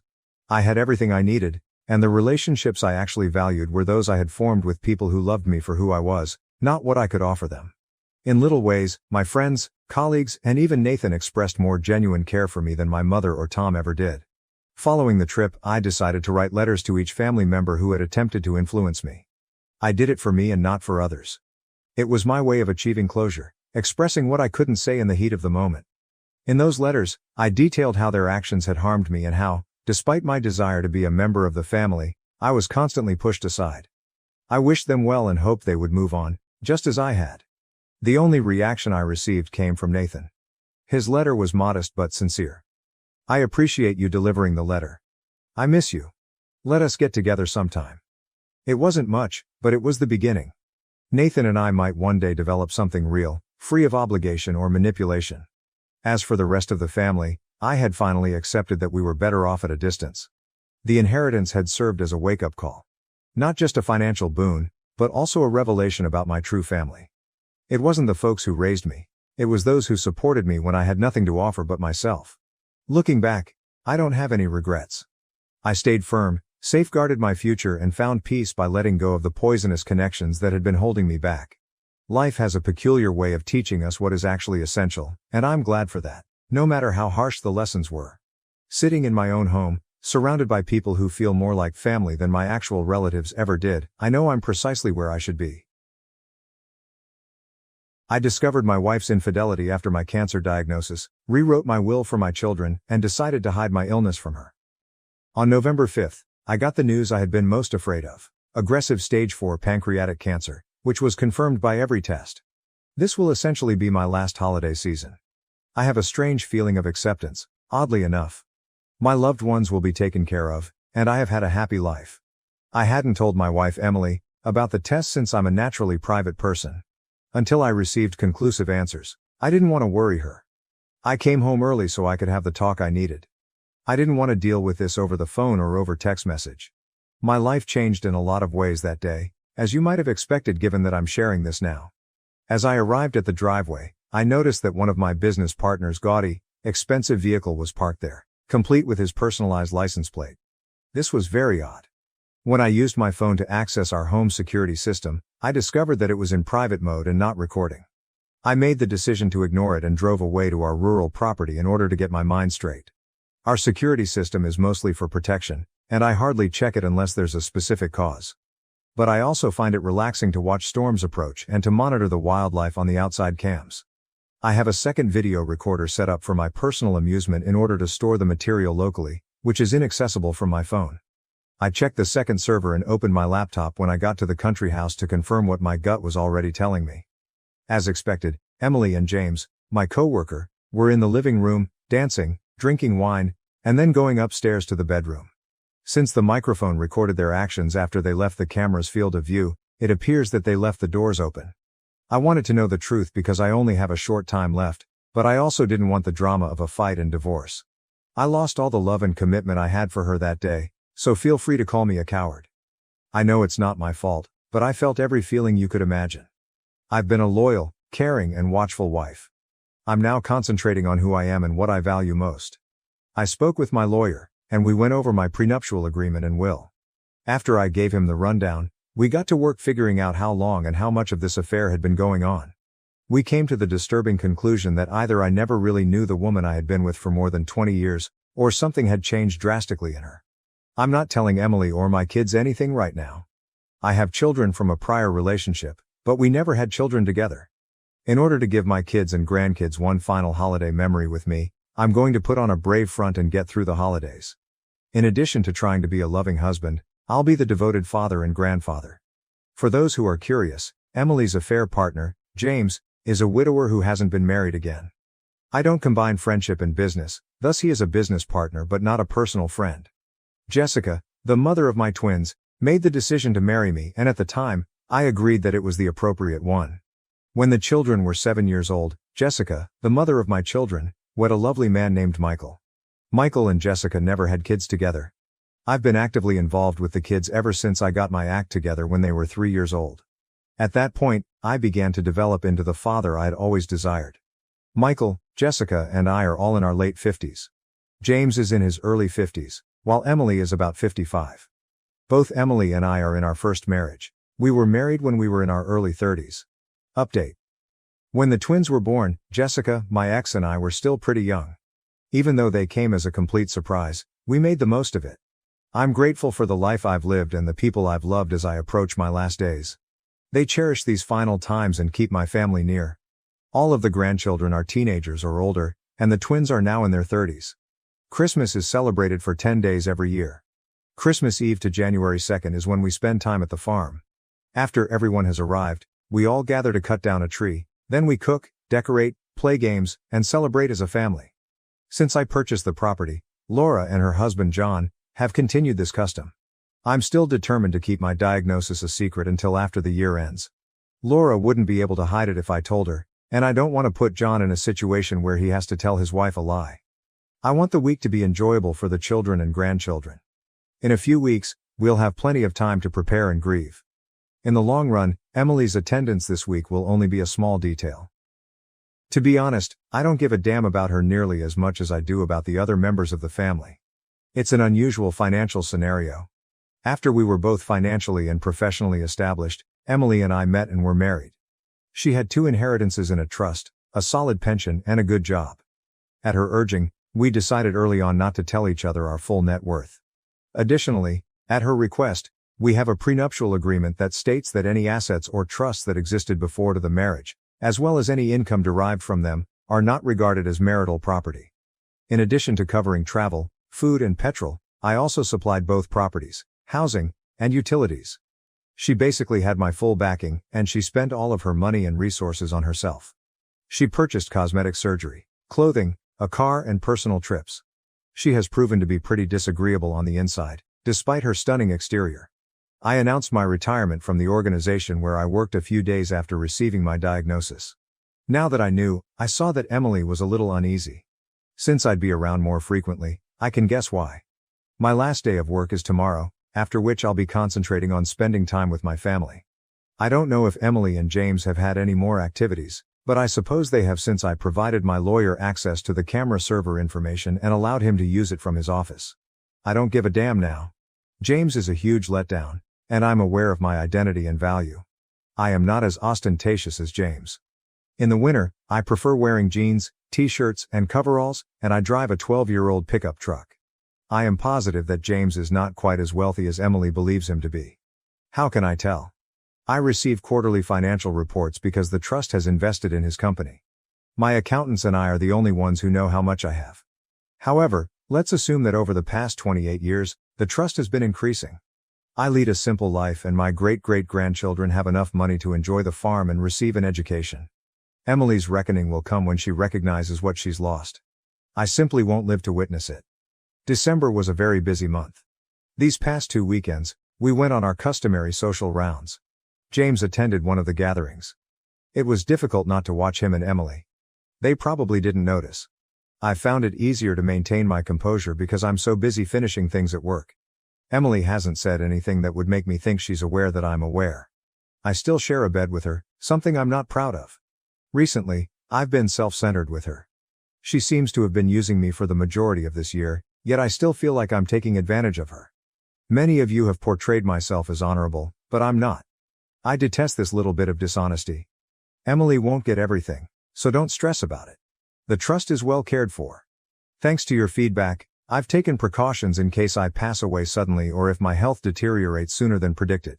When necessary, I have also arranged for in-home care. I will not be cared for by Emily. The lawyer will let Laura, John, and the children know if I become incompetent, and Emily will not be allowed to see me. Important papers, jewelry, and other necessities have all been relocated to a safe place. I've finally started writing letters to Emily and every member of the family. These have proven more difficult than I thought. Update: the mission has been completed. I've made it to 2024 and we had a fantastic holiday week free of trouble. I apologize in advance, but I find that laughing about my illness helps me deal with it. Recently, I've seen that I'm acting a little selfishly.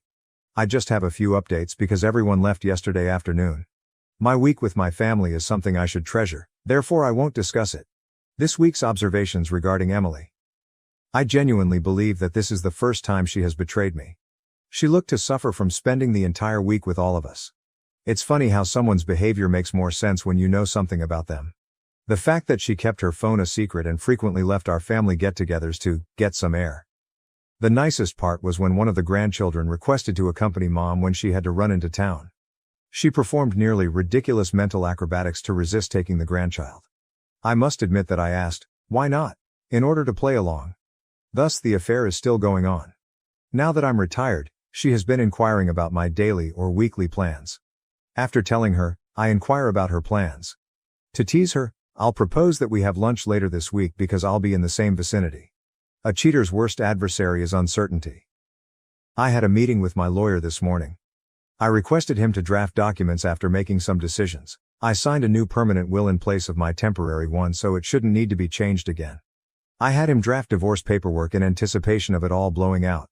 She only receives 15% of our joint assets, such as furniture and housewares, according to the prenuptial agreement and the evidence of the affair. I maintain whatever I bought with my own money, including my retirement accounts and liquid assets. She must pay alimony if I insist on it.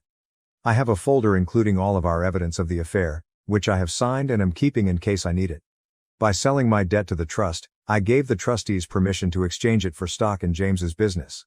In relation to the trust, I have made a decision on its management. I'm going to drop one trustee. The 4 grandchildren will make up the remaining trusteeship, with the twins receiving the majority. John and Laura will serve as stand-ins for the grandchildren. The trusteeship will pass from Laura and John to each grandchild when they become 21. Laura receives the additional portion if any is left over.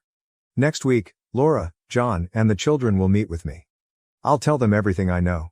They will want to know why I'm doing this and will need to sign documents. My liquid assets, personal property, and the funds from James's loan will make up my personal value after this is over. In the worst situation, Emily's share of the trust's assets and worth will be minimal. I'll distribute the few personal belongings I wish to give to the children and grandchildren over the course of the upcoming weeks.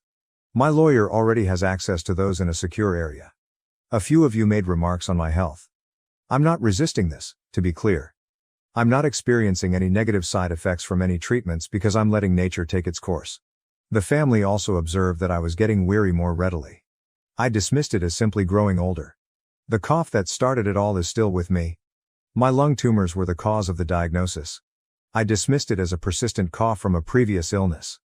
When other problems start to surface, I anticipate things going south rather quickly, but by then, everyone will be aware. I want to be with the family as much as I can. With all of their various responsibilities, a big vacation would be difficult, which is why I found this week to be so crucial.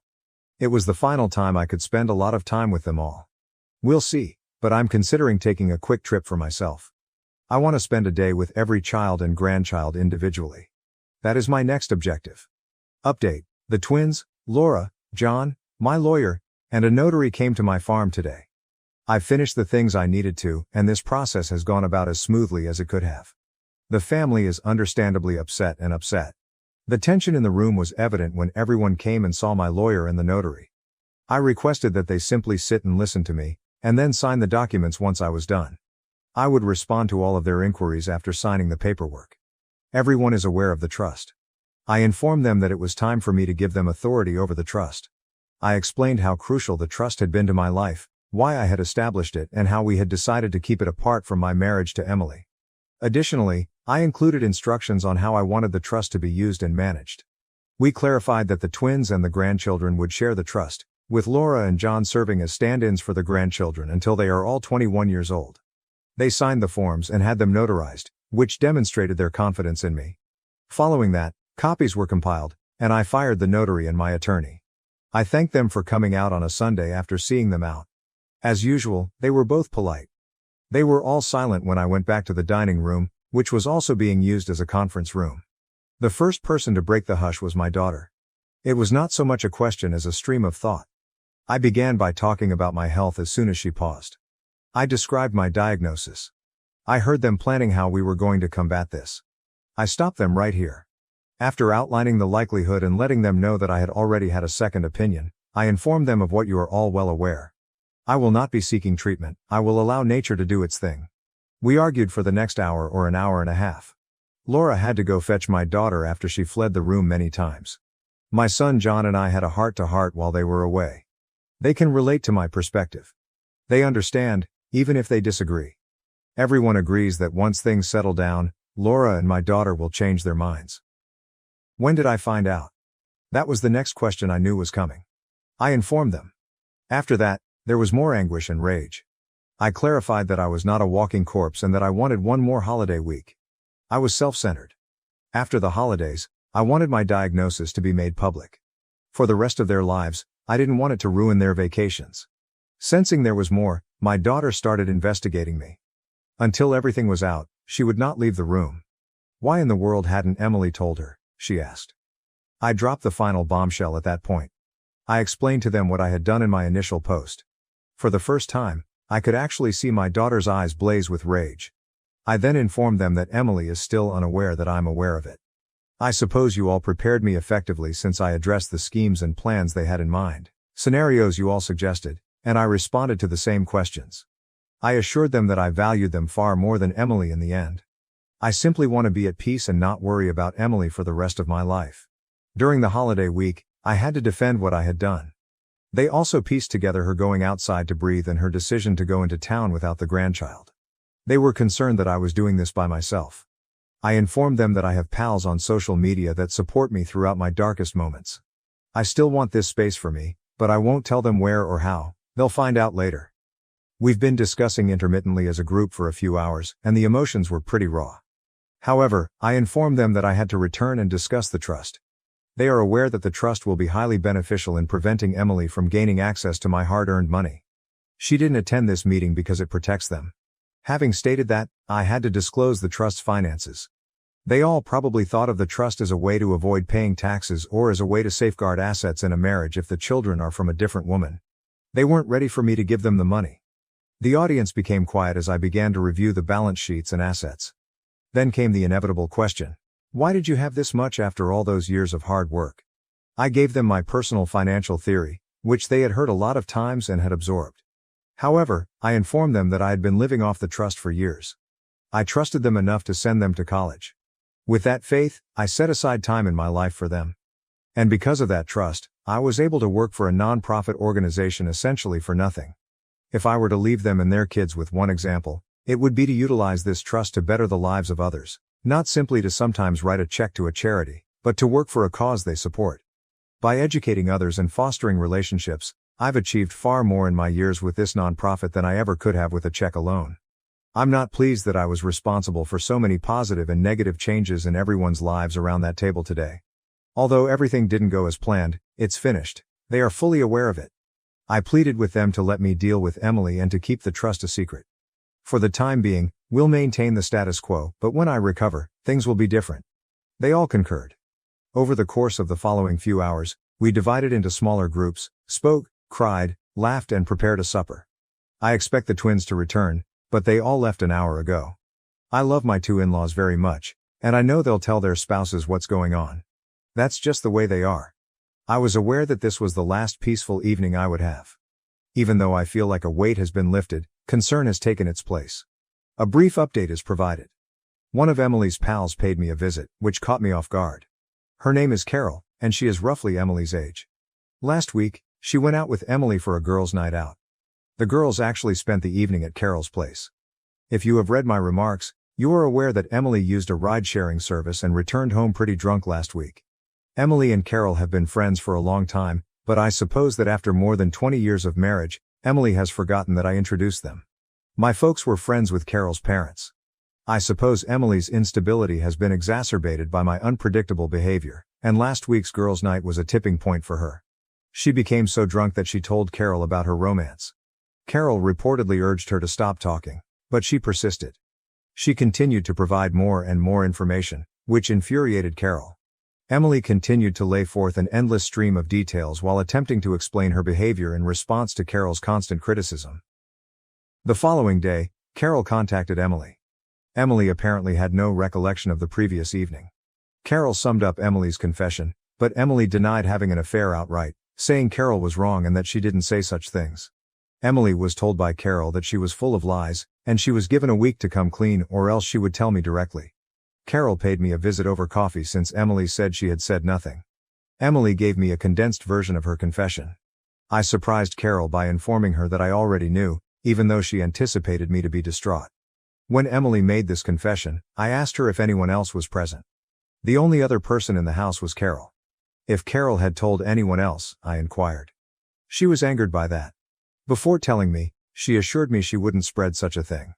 I apologized and clarified that adding more people would make my preparations more difficult because I had my own schedule for handling Emily. Carol understood. As a favor, I begged her to keep it a secret from everyone and to give Emily the impression that she believed her. Carol felt the second section didn't feel right, but she did agree with my original request. I assured her that I would be all right and begged her to try. Carol stated I only needed to ask if I needed anything else. When Carol learns about my condition, I'll have to apologize again, but I'll take care of it another day. I will thus confront Emily tomorrow. I'm going to calmly tell her what I know about my condition and how I'm going to live the rest of my life without her on our regular date night tomorrow. I hope there won't be much drama because it's public. After dessert, I'm going to approach her.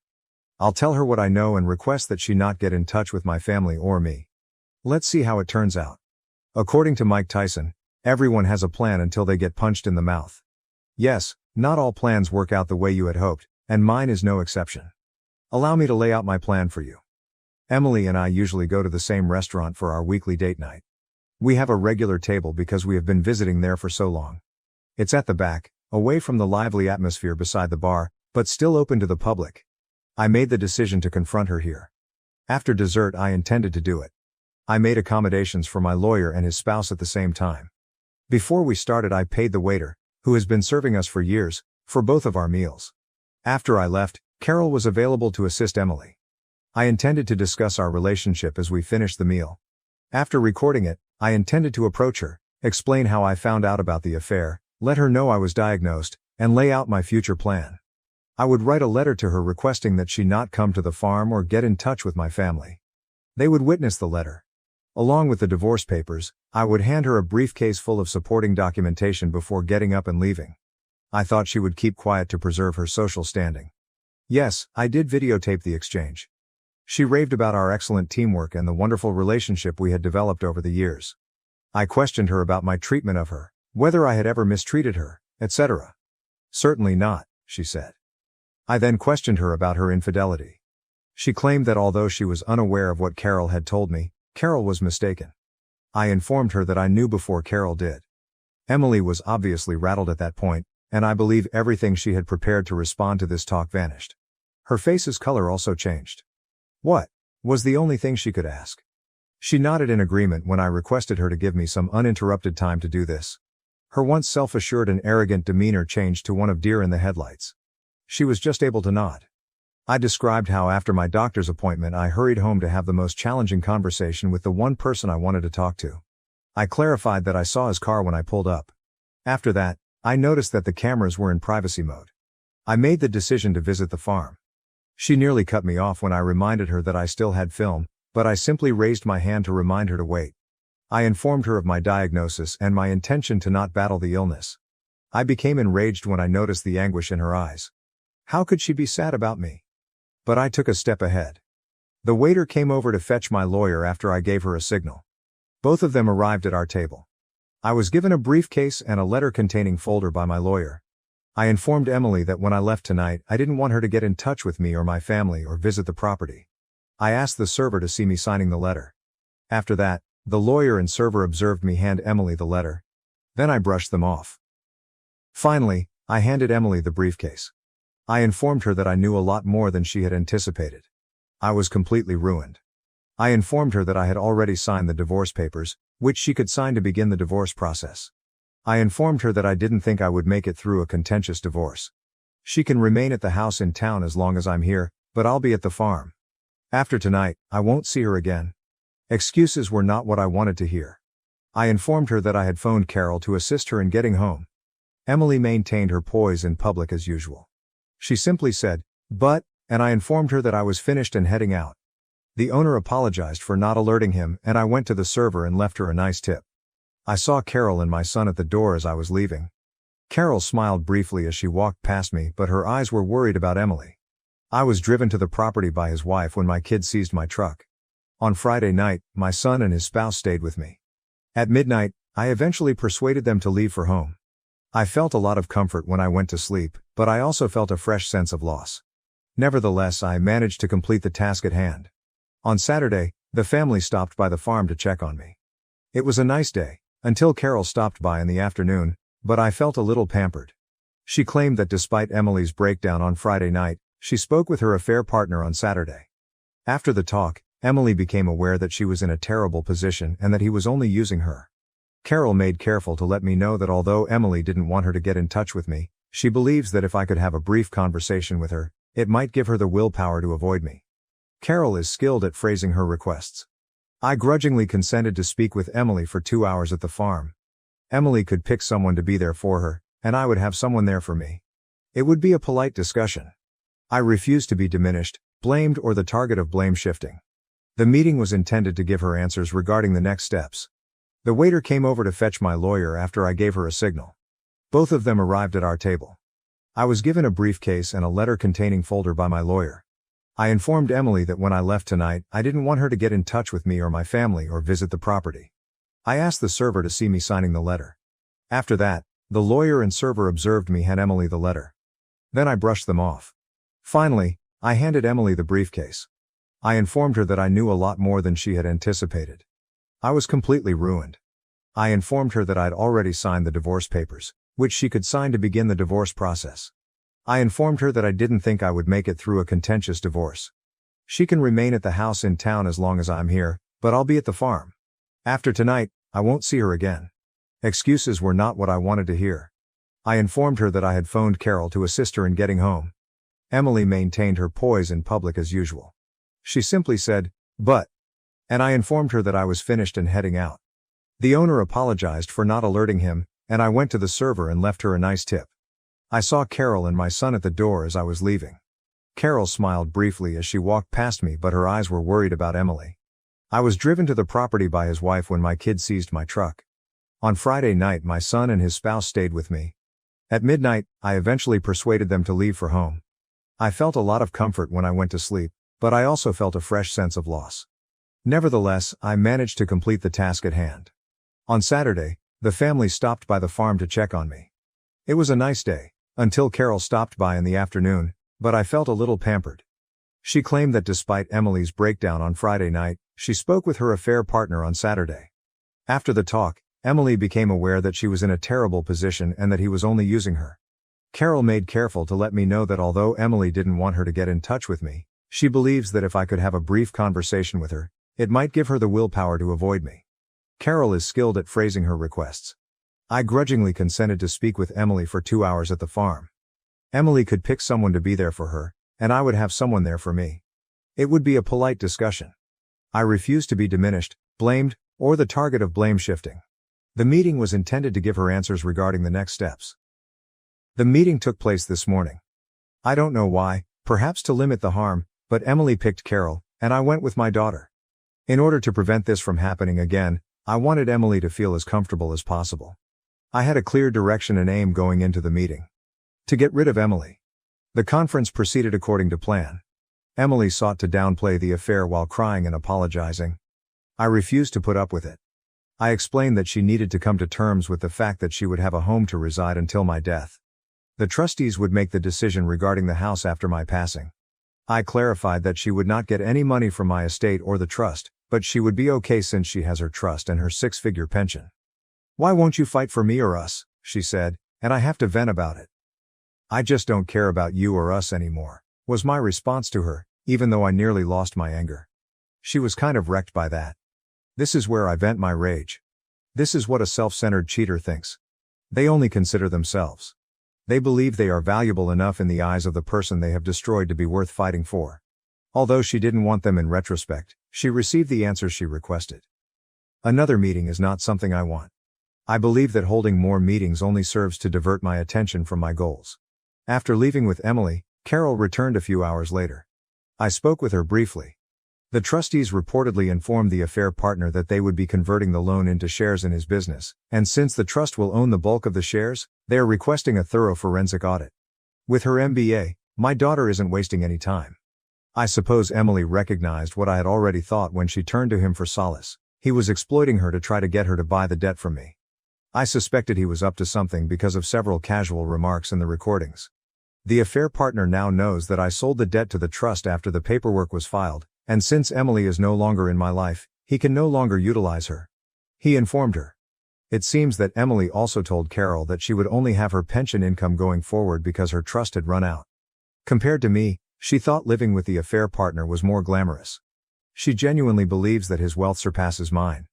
While my husband played on his farm, drove an old truck, and we traveled economy class, he travels in first class, drives lovely cars, and dines at upscale restaurants.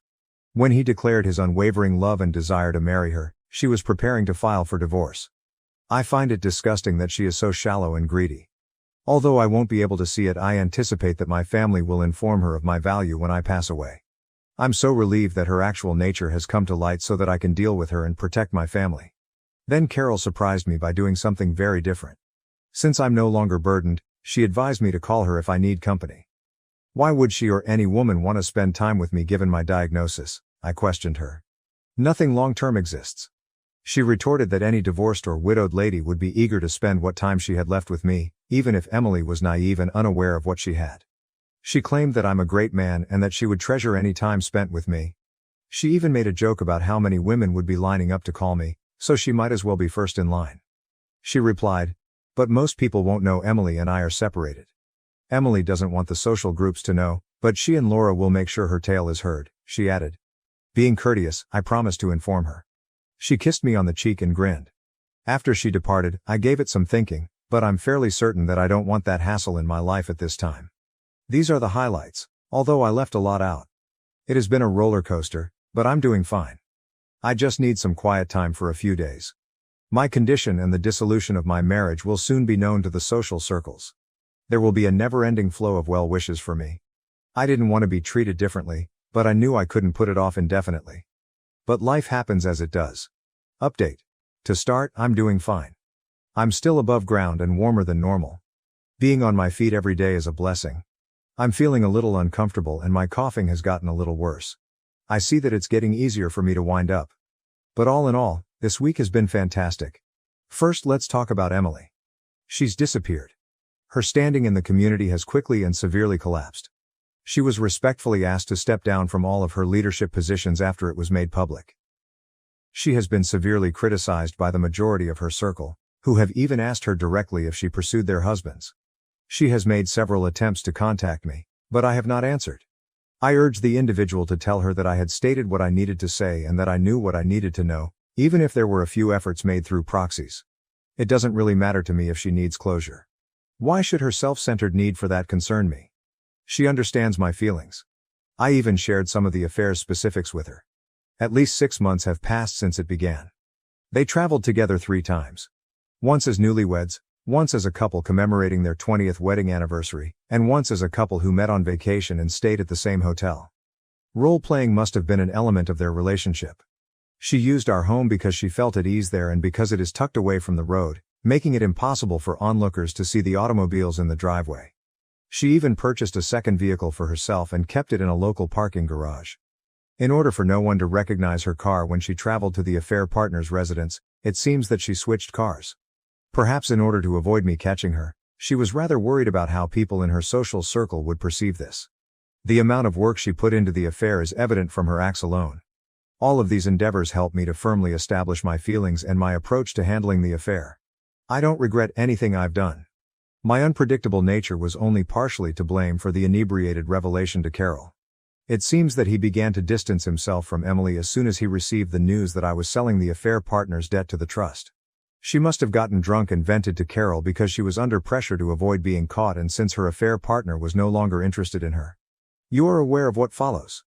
I think the affair partner's motivations for getting involved in the affair were very obvious.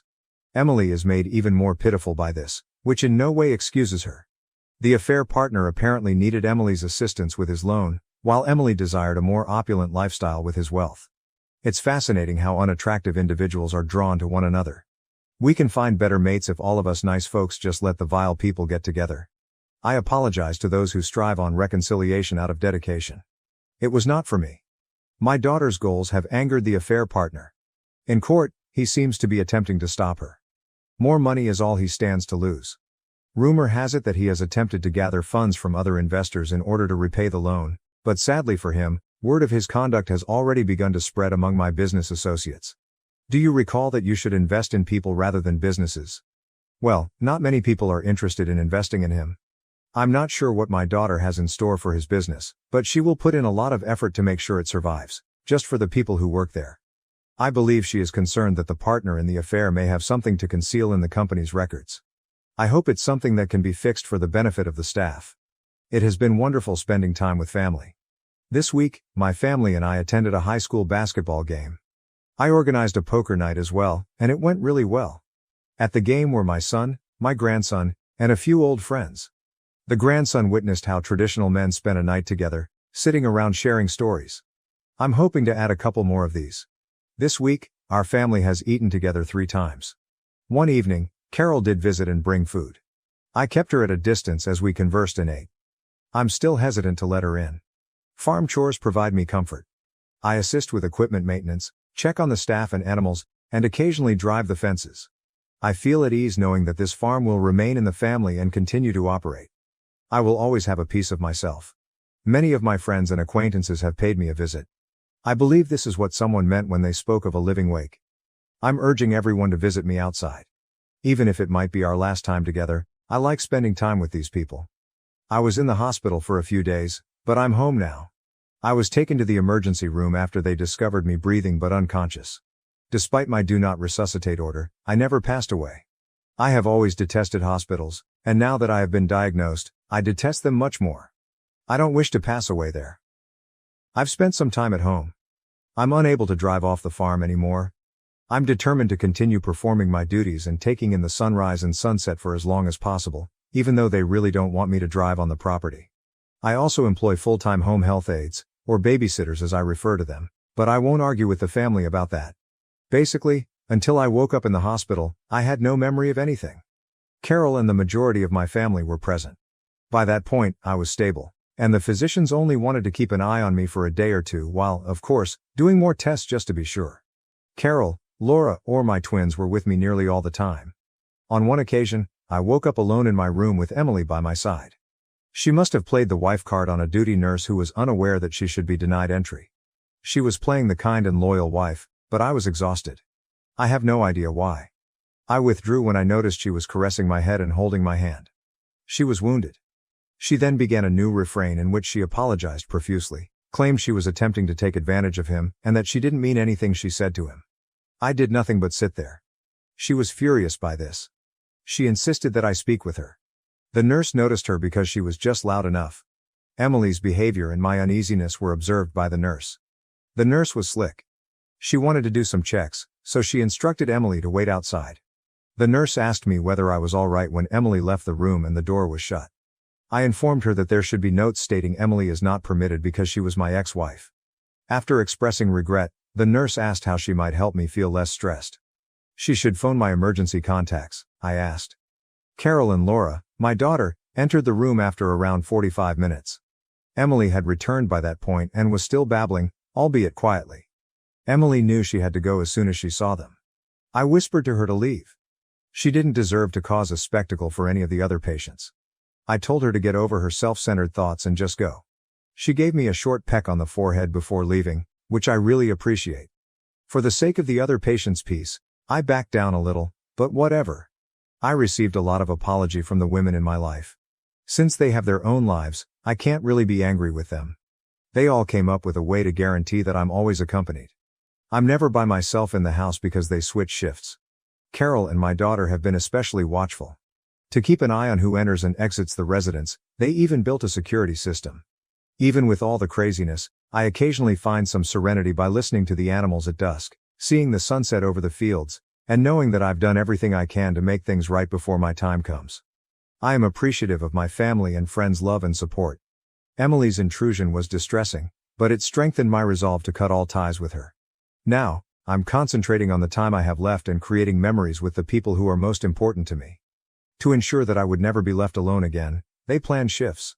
My daughter probably expressed her gratitude to the nurse for summoning them and her ire at the staff for allowing Emily to enter despite clear orders to the contrary. This incident just serves to highlight Emily's tendency to grasp at anything, much like a drowning person.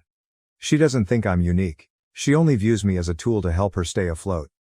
Every time I interact with Emily, I am struck by how much more sinister and evil her soul is.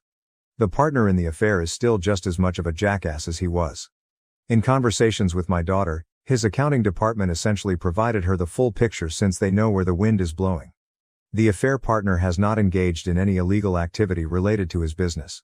He was obviously abusing every benefit and legal loophole to boost his income over his base wage at the expense of the company's bottom line. He will be extremely irritated when my daughter assumes leadership because he will see a 60% decrease in the company's value to him. His flamboyant lifestyle is going to face a brick wall because I have a suspicion that she may simply terminate him and demote him to a silent minority owner position. Although he has threatened legal action, he has not yet taken any concrete steps. His reputation and credit are severely damaged, in my opinion. Carol is now a more enduring presence in my life. I must admit that I enjoy the company and friendship. Perhaps she is exhausting me. Several days a week, she has been staying over. I'm hoping to recover as quickly as possible, but I'll need to rely more on other people now that I can't drive. I have never been in this situation before. Carol has volunteered enthusiastically to help me in this area, and before you ask, no, we are only sitting next to one other. This evening, it's time to unwind and begin dinner. I want to thank everyone once more for their support. Your messages mean a lot to me, and I will make an effort to go back and reply to them all. Update. I regret to inform everyone that my father passed away last week. He asked me to give you your letter from him, among other things. You are aware that my time here is coming to an end if you are reading this letter. I made movies and wrote letters to every member of my family, as many of you suggested. That made me decide that I should write one last letter. To all of you, that letter is addressed. I want to express my gratitude to everyone for their suggestions and support. I have valued this brief period of life greatly, and my family will undoubtedly value it long after I am gone. That final Christmas week spent with my family was my last present to myself and to you. I would have had to turn to my family if I didn't have a place to vent and get support, which would have meant giving up on my objective. It may not be a present to my family now, but it will be in the future. The amount of fun I had creating those short flicks is beyond words. Thanks to all of you, my family will have another little piece of me. Without your advice and support, I never would have made any of those goofy little videos. To be honest, I never would have considered it. For all of you, I do have one request. My family will experience a range of emotions. I am aware that you all want a resolution, which is why I put my tale out there. Please refrain from making too many demands for updates and give my family time to grieve. I have requested that they provide you with this letter and, if possible, a final update on Emily. It is up to them to make that last update. Please be patient, everyone. Lastly, from the great beyond, I send you my best wishes and all the love I can provide. Keep in mind that nobody can guarantee tomorrow. Recognize the value of life and savor each moment. Treat yourself and those around you with kindness. I pray none of you have to follow in my father's footsteps, but if you do, know that I will do everything in my power to support you. Keep in mind that you are all really valuable. Nobody should ever tell you otherwise. From wherever I wind up, I'll give as many virtual hugs as I can. Thank you is all I have right now, yet it frequently feels so insufficient. I appreciate everything you've done. I hope that we will cross paths again in the hereafter, but not too soon. To be clear, I am the daughter of the individual who sent the letter in the last update, whom some of you believe to be my brother. In fact, it was me. I'm happy Dad left you all this letter so he could express his thoughts. In terms of Dad's death, he did not endure the same level of suffering as others who would have had his illness. I find solace in the fact that he passed away peacefully while he was sleeping. In keeping with his character, he had scheduled an autopsy in advance to make sure Emily couldn't use any aspect of his illness or demise to challenge his wishes. He had a knack for making plans for everything. I find comfort in the knowledge that there was some mercy at the end, even though it turns out that he died of a heart attack. He was cremated as he requested. While the remainder were scattered during the spring planting, some of his ashes were interred with a monument in an ancient farm cemetery. His desire to be a part of the land he loved so much was fulfilled. Emily wasn't there when we had the memorial on the farm. Security had been set up by the funeral home to make sure she couldn't go. For years, Dad had been trying to get us to move to the farm. When he retired, he even planned out home sites in the hopes that we would all move there. He had been made fun of, but we didn't take his suggestion seriously. In retrospect, I regret giving her such sway. My brother and his wife, along with my husband and I, will be relocating to the farm beginning this year. We have chosen a stunning location. At our insistence, Mom and Tom will move into Dad's home. We should all be closer together. It just feels right. Regarding Emily, witnessing her world fall apart has taught me what it really means to be a pariah. Her personality has entirely changed, and she appears to have aged 20 years in just a few months. She challenged the trust assignment and the will, but those issues were promptly settled, and she was unsuccessful. Although Dad had already given away the things he desired, she did receive their joint assets. The main problem was that she couldn't claim the house in town, which Dad had owned before they were married. She pleaded with us to give it to her. In one of the most fulfilling moments of my life, I promised her the house if she returned to using her maiden name as her last name. She accepted the offer even though the house is worth much less than the happiness she would get from removing her father's last name. I anticipate her selling the house and moving out. I don't really care, but I hope our partner has learned a valuable lesson in life. The company is in the process of rebuilding, and we have selected a new CEO. Carol received a single trust share. As Dad would have wished, we will look after her. Because of what she did for our dad, she has been a pillar of our family and will always be regarded as such. Our last update was in 2024. I am quite saddened by the fact that this will be the first year of my life without my father. I wanted to swing by and update everyone on the situation with my father's family. We celebrated our week-long holiday custom, which my father loved very much, as you are already aware. The week was excellent, if bittersweet. Dad was successful in uniting Carol and the rest of the family. We cherish her romantic, if you will, time spent with my father during his most trying times.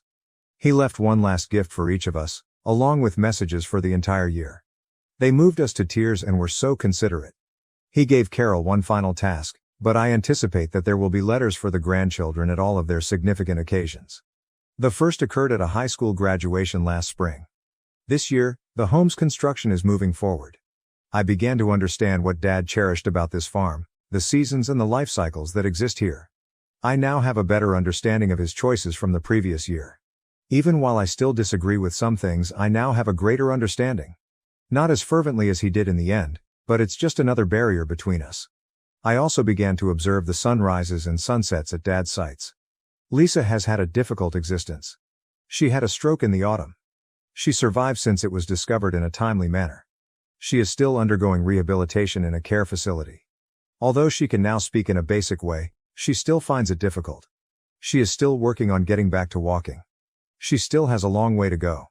Her social circles have shown some sympathy for her health problems. Even the grandchildren of Mom, Tom and Dad have set aside their suffering to see her. I may never be a really philanthropic person. About the affair partner, I don't know a lot. He has vanished from my professional network. All I know is that a bankruptcy law firm did send an inquiry letter to the corporation. We haven't yet seen any formal filings. In terms of the business, it is profitable even without his financial support and direction. Every employee received a handsome bonus, and we controlled the debt. We are now closer because of Dad's last presence and his kind writings. By continuing to live on the farm and treasure the memories Dad left us, we continue to uphold his legacy. Every sunrise and sunset we witness from his favorite locations reflects his influence. In the place he cherished, his soul endures. I appreciate everyone's help along the way. Am I the asshole for refusing to split my college fund with my dad's affair child after he pressured my family to give him a share? Original post. My father dropped a big bomb on our family last year when he revealed that he had a secret son from his affair years ago. After my mom found out and gave him the ultimatum, he cut things off with the mistress and she moved away until last year when she introduced him to their son Hank. I really don't give a damn about his latent father instinct since he didn't give his other family any consideration when he broke the news. Thank God my mom divorced him and now neither my brother Connor, M18, sister Sophia, F15, or I want anything to do with him anymore. Here's the thing though. We have a shared college fund that my mom's parents set up for us when we were little. My parents contribute almost half of the money and my maternal grandparents contribute the other half. The account remains under my mom after the divorce. As far as I know, he stopped contributing to that account after the divorce. Last month, I found out that my dad's been harassing my mom because he wanted to add Hank as a beneficiary to the college fund for my siblings. He's saying that Hank is his son and therefore entitled to the college fund that he set up for me, Connor, and Sophia. My mom told him off and now he has been going around harassing her online and to their mutual acquaintances and friends, claiming that she is heartless and cruel for taking her anger out on an innocent child. And then, he also had the genius idea to reach out to me to put pressure on my mom. He said I should consider opening up my heart to Hank who grew up without a father and wasn't set up in life like my siblings and me. I left him on read since, honestly, the things I wanted to say to that callous evil monster may be too much. Yesterday he changed tactics and now said he wanted to withdraw all his part of the money from the account, divided them to make sure Hank has his share and deposited the rest back into the account. With the caveat that since Connor and I didn't need to use the college fund for tuition since we both had full ride scholarships, the money would be divided into 2 parts. For Hank and Sophia, instead of into 4 parts for his 4 children. And now he, some of my dad's side of the family, and even the mistress are pressuring my mom to agree to that. And I'm praying that she won't. It physically makes me angry that we're being asked to split our money with my dad's affair child. Even if yes, I don't need to use the money to pay for school, I will need it in the future. Same with Connor. And I know for a fact he would never use the same reasoning to exclude Connor and I from the fund just to have the money solely for Sophia in the same situation. It's all for Hank. I understand that Hank is innocent and not responsible for his parents' actions, but I don't think of him as my brother. Hell, I don't even think of my father as my father anymore, to be honest. As far as I'm concerned, my family consists of me, my siblings, and my mom. That's it. So, AITA? Edit. I'm 23, Hank is 14. OOP's comments. What type of fund? Where I live, if the funds are unused due to scholarship, we can withdraw it and won't be penalized. And I'm considering getting a master's degree, so even if I didn't have to pay for my undergraduate, I probably will need it for grad school. The fund is a state-sponsored savings plan. Sorry, I can't give the actual name since it's very specific to where we live. Commenter. NTA et al. Where does your father get the idea that he set up this fund when it was your grandparents on your mom's side? Do his family members know the whole story? OOP. Yeah, that man's delusion is out of this world. His audacity is truly unmatched. My paternal grandparents know and support us. I know my grandma has been trying to get him to back off, but he unfortunately doesn't listen to her. It's mainly my dad's brothers who are joining him to harass my mom. I don't know if they know the full story or not. Since grandma and grandpa know, I feel like they do too. Update. Thank you so much everyone for the support and advice, I really appreciate it. I talked to my mom this morning about getting the lawyer involved and also about a potential restraining order. She has been talking to the lawyer about dad's demands and it looks like he really doesn't have any rights to it. I think some of you are correct that he is doing all this because he knows he won't win in court. As for a restraining order, mom is hesitant to do it right now since dad has visitation rights with Sophia and she doesn't want to make it too complicated for my sister, but she promised me that if things get worse she will get one. My brother Connor and I also talked and we will be taking turns coming home for the weekend so mom and Sophia won't be alone just in case anything happens. Some clarifications. We haven't involved mom's parents since their healths aren't the best right now. Grandpa was really shocked when he heard about the cheating plus secret son of dad that he had a heart attack. Thank God he mostly recovers now.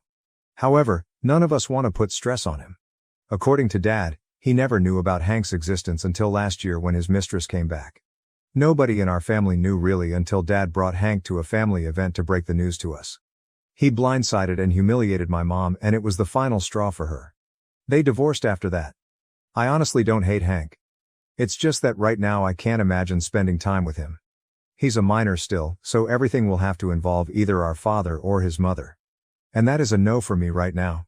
Perhaps in the future, things will be different. Who knows? Hopefully things get resolved soon. Thank you everyone again for the amazing advice and words of support. Am I the asshole for leaving after my partner stopped the pill and tampered with condoms to get pregnant against my will? Original post. My partner has been on the pill throughout our relationship and we've been in a bit of a battle these past few weeks over having children. I categorically said that I don't want them and started using condoms for double protection. This morning, she told me that she's pregnant and I asked how this could happen when we'd been so careful. She admitted to coming off the pill and piercing through the condoms that we have stored. I've said that I don't want this and that I'm not up for marrying into a relationship based on lies. She says she's keeping it and has already told her friends as according to her, she'd done the test 8 weeks ago and was keeping it quiet in the hopes that I'd change my mind. I have no idea what to do here. Help. I am in England and am 29. Update. Firstly, thanks so much for all your comments. I didn't expect this to blow up quite so much as it did. Secondly, I want to get a few things straight as people seem to be struggling with timelines. My partner and I were due to get married in a few short weeks. We have had many long and involved conversations during our relationship about us both wanting to remain a child-free family over the years that we have been together. Around 2-3 months ago, they started to appear to change their mind, which I feel insecure and unhappy about as it is not something that I want from life, which is why I'd booked a vasectomy through the NHS.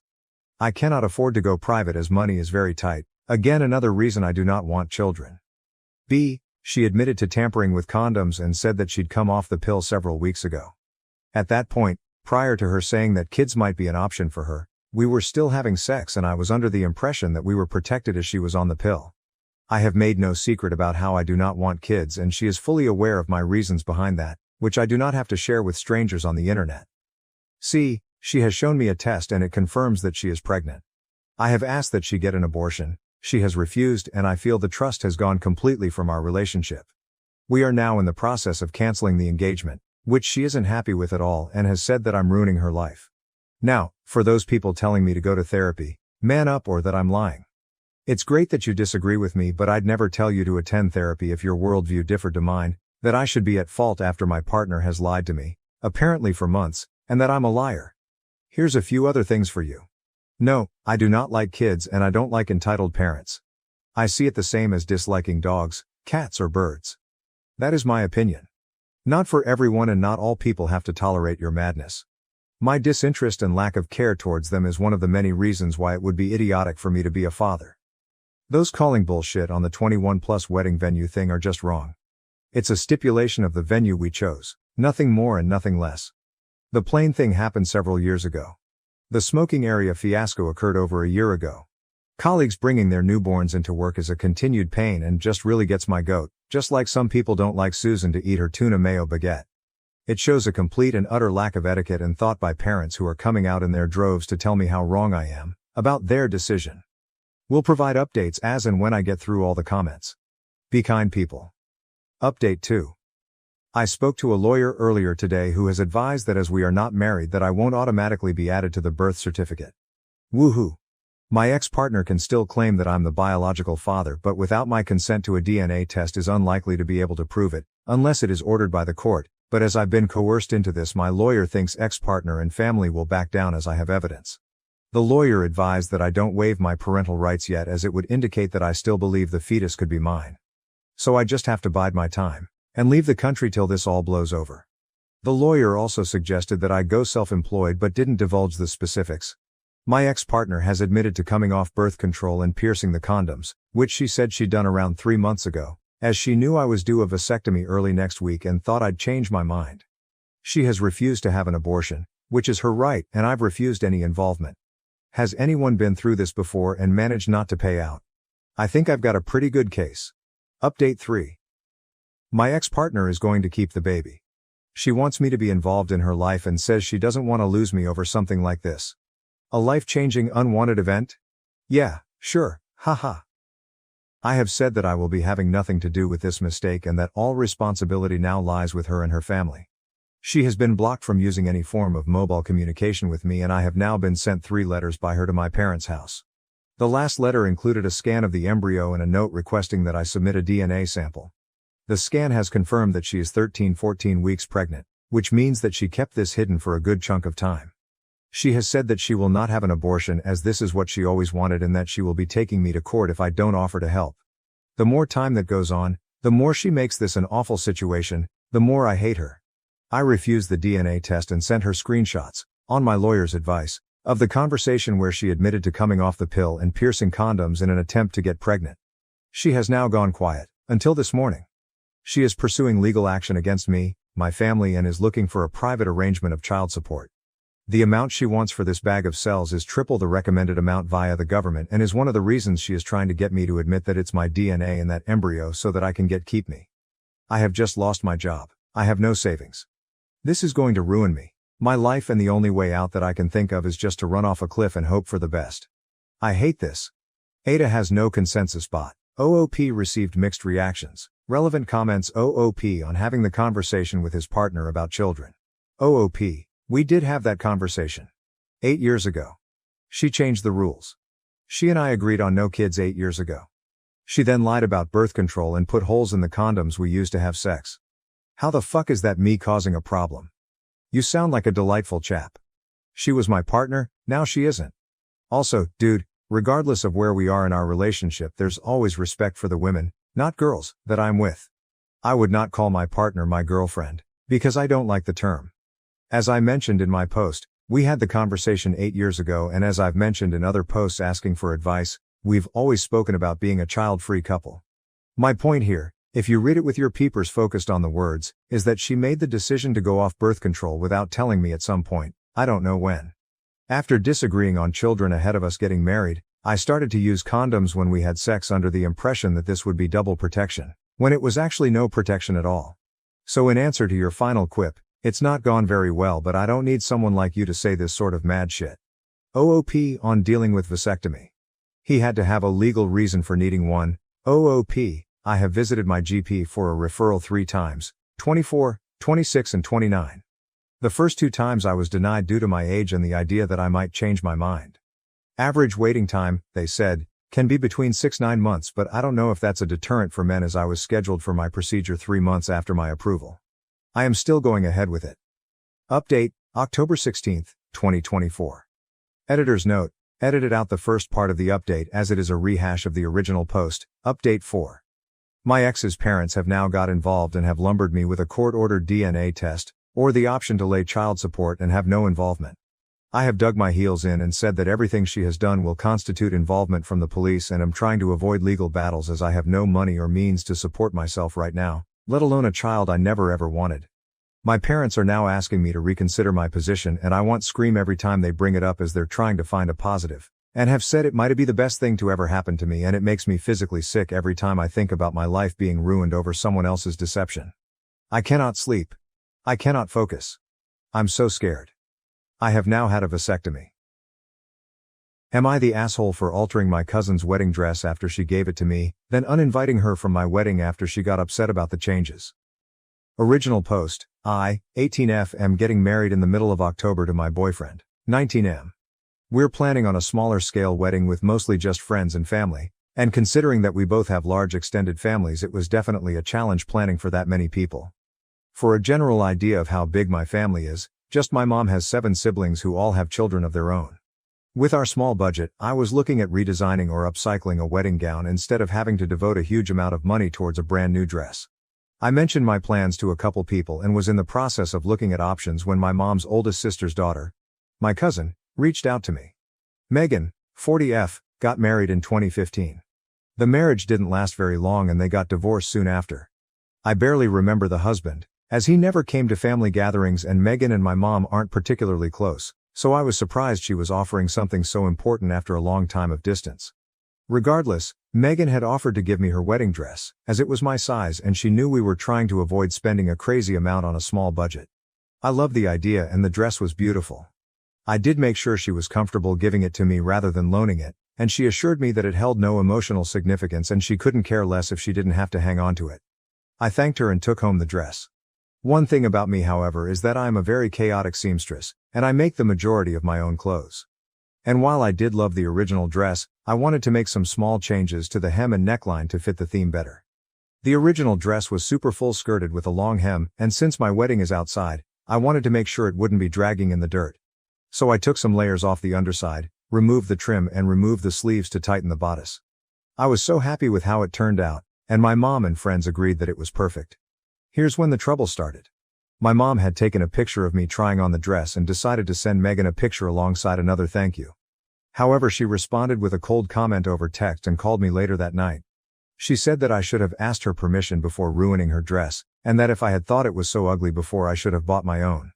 I tried to explain that the changes I made were small, and that I did ask before I took it if she wanted it back afterwards. She blew up at me saying that it was too different, and that she could never wear it again, even though she never gave the impression that she wanted to. Megan has already started before that she has no interest in getting remarried ever. I asked what she wanted me to do and she snapped at me that it was too late. She hung up and has apparently been telling people I slutted out her wedding dress and made sure I would embarrass her by outdoing the original dress. I don't know what to do about it. The wedding is way too close to consider making myself a dress, and I have my heart set on having something unique and personal for my wedding. Her mother called both me and my mom saying I should have asked, that I'm a spoiled brat for taking advantage of Megan's kindness and generosity. My parents and a few family members who I've told think I should uninvite Megan and just wear the dress, but my aunt is saying I would break Megan's heart unless I find something else. Should I give up on my dress and see what else there is? To provide some context and answer some questions, Megan and I are not super close, from both the age gap and different lifestyles. Megan is the third cousin out of 21. I am the 9th. Megan, being the first girl child in the family, grew up with a lot of expectations and pressure, and ended up marrying a very religious and controlling husband. After her divorce, Megan went through what can best be described as a breakthrough and reevaluation of her life and ambitions. Since then, she has completely changed her job, appearance, and opinions. She is no longer an active member in family events and only takes part in important ones like birthdays, funerals, and weddings. Despite this, we have never had any problems between us and our interactions have always been civil and kind. Secondly, the alterations I did were only limited to the skirt and bodice. The slutted out comment apparently stemmed from my removal of the sleeves, turning it to a sleeveless top, and raising the hem to a T-length. My ankles are exposed now. Someone had pointed out to me that Megan's anger was a product of her own self-esteem, as she has naturally grown and gained weight since then, which I could definitely see even though she is still beautiful. And thirdly, I am definitely planning on regular updates if any more incidents happen up to the wedding, and a full breakdown with photos after the ceremony. Thank you to everyone for their kind messages and loving support. You've all made me feel so much better and I appreciate you taking the time to comment. Update. As of yesterday, I found out from my fiancé that Megan had reached out to him with false concern about how my home-styled dress gave the wrong idea about our wedding and had the audacity to ask him, the man I've been in love with for nearly 3 years, if he was sure he wanted to marry a woman who wouldn't put in the effort of getting a proper dress. She says this as if I hadn't spent weeks sewing the dress to make sure it was perfect. Thank goodness my fiancé wasn't upset by her attitude and responded that I had put way more effort into the dress than she put into her marriage, and that shut her up real fast. She turned around and apparently has been crying to my elderly grandparents, her mother, some of the other cousins etc. that I'm a trashy whore with a cheap shotgun wedding. I'm not even pregnant LMAO, with a fiancé who is only interested in our family's money. My fiancé is a mechanic, and regardless of the fact that he is doing really well and makes a pretty good salary, she still seems to think he's beneath her. Some of my older cousins, the ones I don't talk to as much, have actually expressed concern about whether or not they want to go to the ceremony at all. I blame my aunt for spreading misinformation, which I managed to assure them wasn't true. After all of this, I reached out to Megan saying that because of all her comments and insults she is no longer invited to the wedding. I admitted that I was sorry for the situation, but I can't keep pardoning her rude comments on what is supposed to be a happy time in my life. She snapped that she wouldn't show her face at my pathetic excuse for a wedding, and that she can't wait to see how I act when he leaves me. Overall, I am pretty confident that Megan and I's relationship might not recover, but at this point I don't regret anything. Here's hoping everything else cools down in the next couple weeks and I can go into our day with no negativity at all. Am I the asshole for altering my cousin's hand-me-down wedding dress after she told me I could have it? Top comments. Commenter 1, wear the dress, invite the cousin. Use the pieces of the dress to make a decorative pillow for your rings and present it to her at the reception as the best cousin ever for gifting you the dress. It will be a public moment and you will never hear about it again. Commenter 2, totally NTA. Your mom blew it by taking photos and posting. That was unfortunate. Issue 1. Issue 2, do you have that text or email agreement, paper trail, of her IDC about the dress convo that you can refer back to? Sorry that you're going through this. This isn't something any soon-to-be bride needs to deal with. Truly, sounds like she was more emotionally connected to that dress than she thought. There's nothing you can do at this point other than add a note of appreciation of her selfless offering of the dress. Don't uninvite her, just make sure one of your MOH are watching her on your day. Commenter 3, NTA. If your cousin didn't want it changed, she should have said, don't make any alterations. It sounds like you made some sensible changes, don't let her ruin your day. Commenter 4. Your cousin specifically told you that she was giving you the dress and she didn't want it back. So now you are the owner of the dress. You can make any changes you want to it. She can't come back later and attach conditions to the gift. It's your dress OP, you should wear it. Let aunt and cousin know that you will be wearing the dress and they are welcome to attend, but you understand if that's too much for them. Update. Hi everyone. I made a post on this subreddit a few months ago about my 18F wedding dress and all the surrounding drama that came from it. I had been given my 40F cousin's old wedding dress from a failed marriage and altered it to better fit the needs of my ceremony and my style. She did not appreciate the changes and became very rude and hurtful. My wedding was 6 days ago and I was asked to do an update, and I am happy to share how it all went down. I am still so happy how my dress turned out, and was very glad to have shortened the train, as there had been rain the night before and morning dew on the grass. The shorter hemline saved me a lot of mess and damage in the long run. Plus, I felt beautiful and it made such a special day all the more amazing. I had told my cousin, Megan, that her behavior was rude and unnecessary and that I did not want her bringing her unpleasantness to my day. However, her mother, who had been one of her primary supporters, had apologized in order to go to the ceremony. So while Megan herself was not actually at the wedding, I had not completely excluded the issue.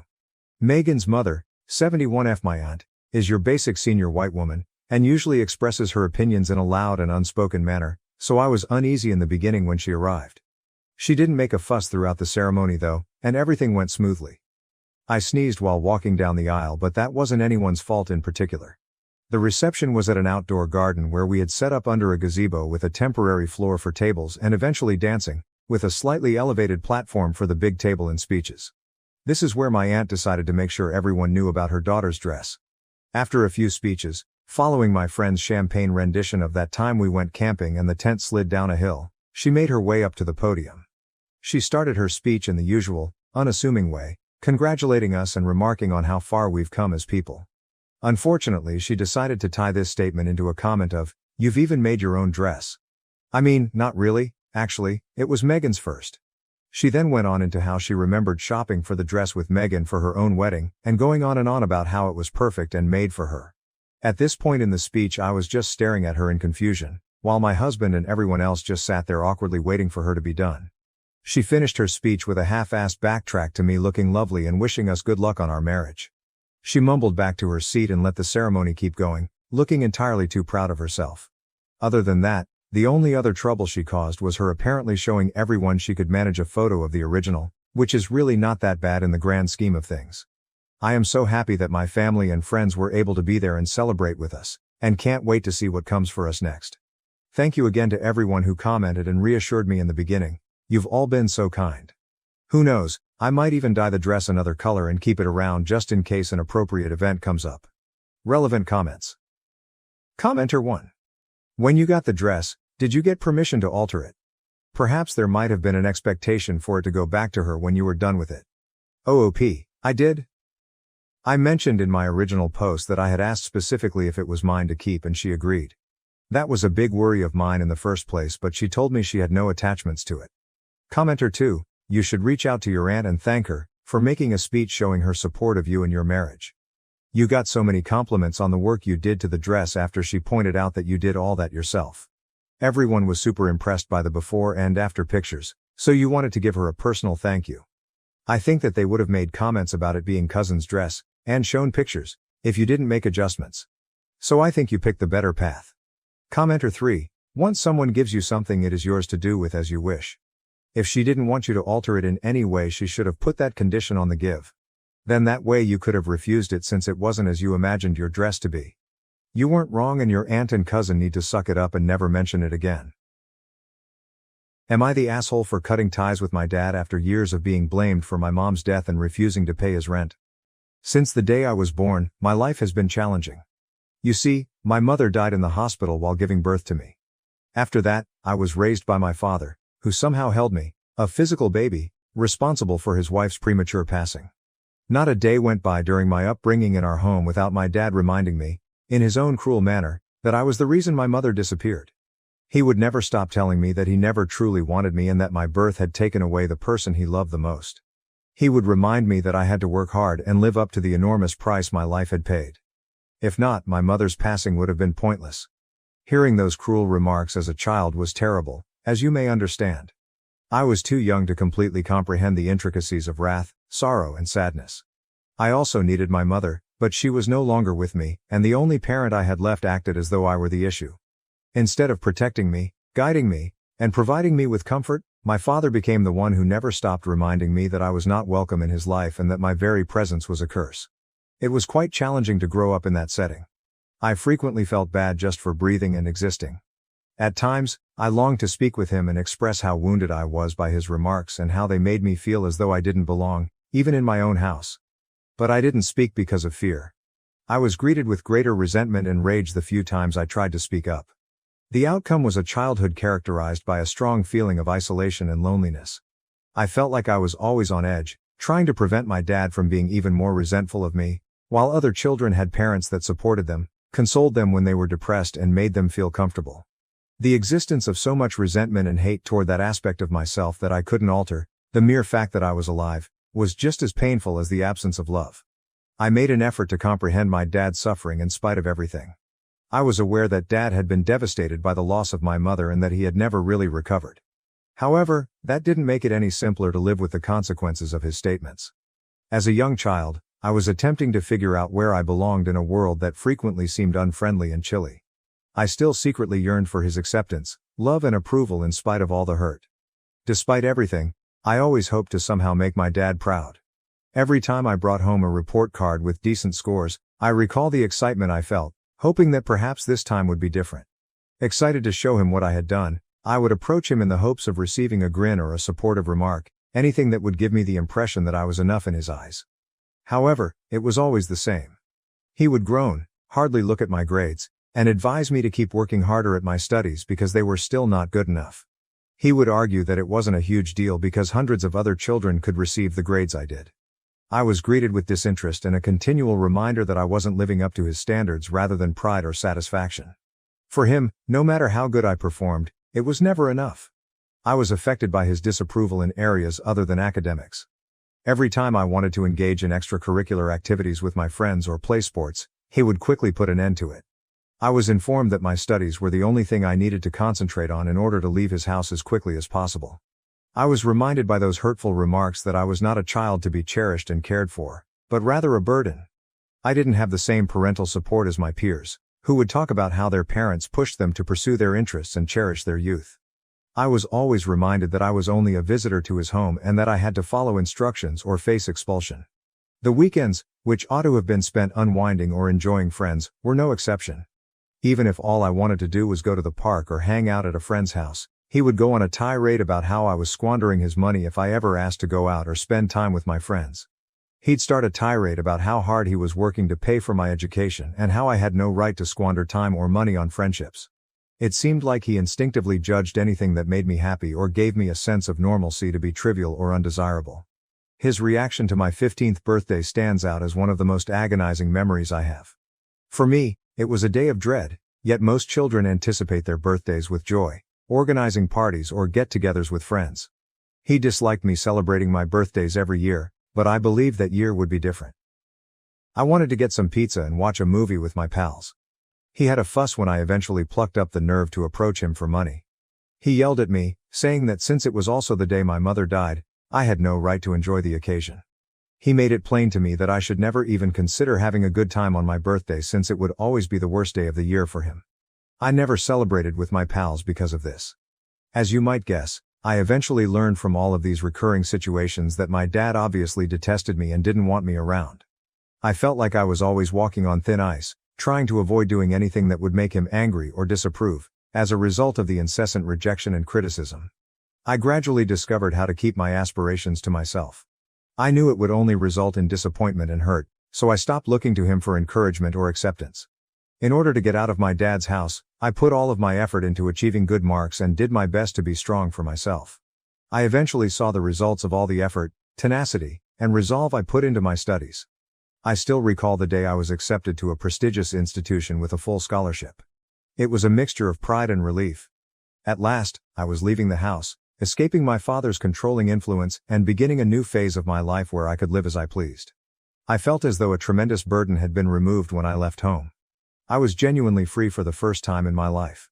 I had some of the best times of my life throughout those 4 years of college. It was a time of joy, progress, and self-discovery. I was able to experience all that had been out of my reach for so long and live like a typical young adult at last. Even though he made an effort to exert greater control over me from a distance, I stopped listening to my dad. I'd had enough of living under his rule.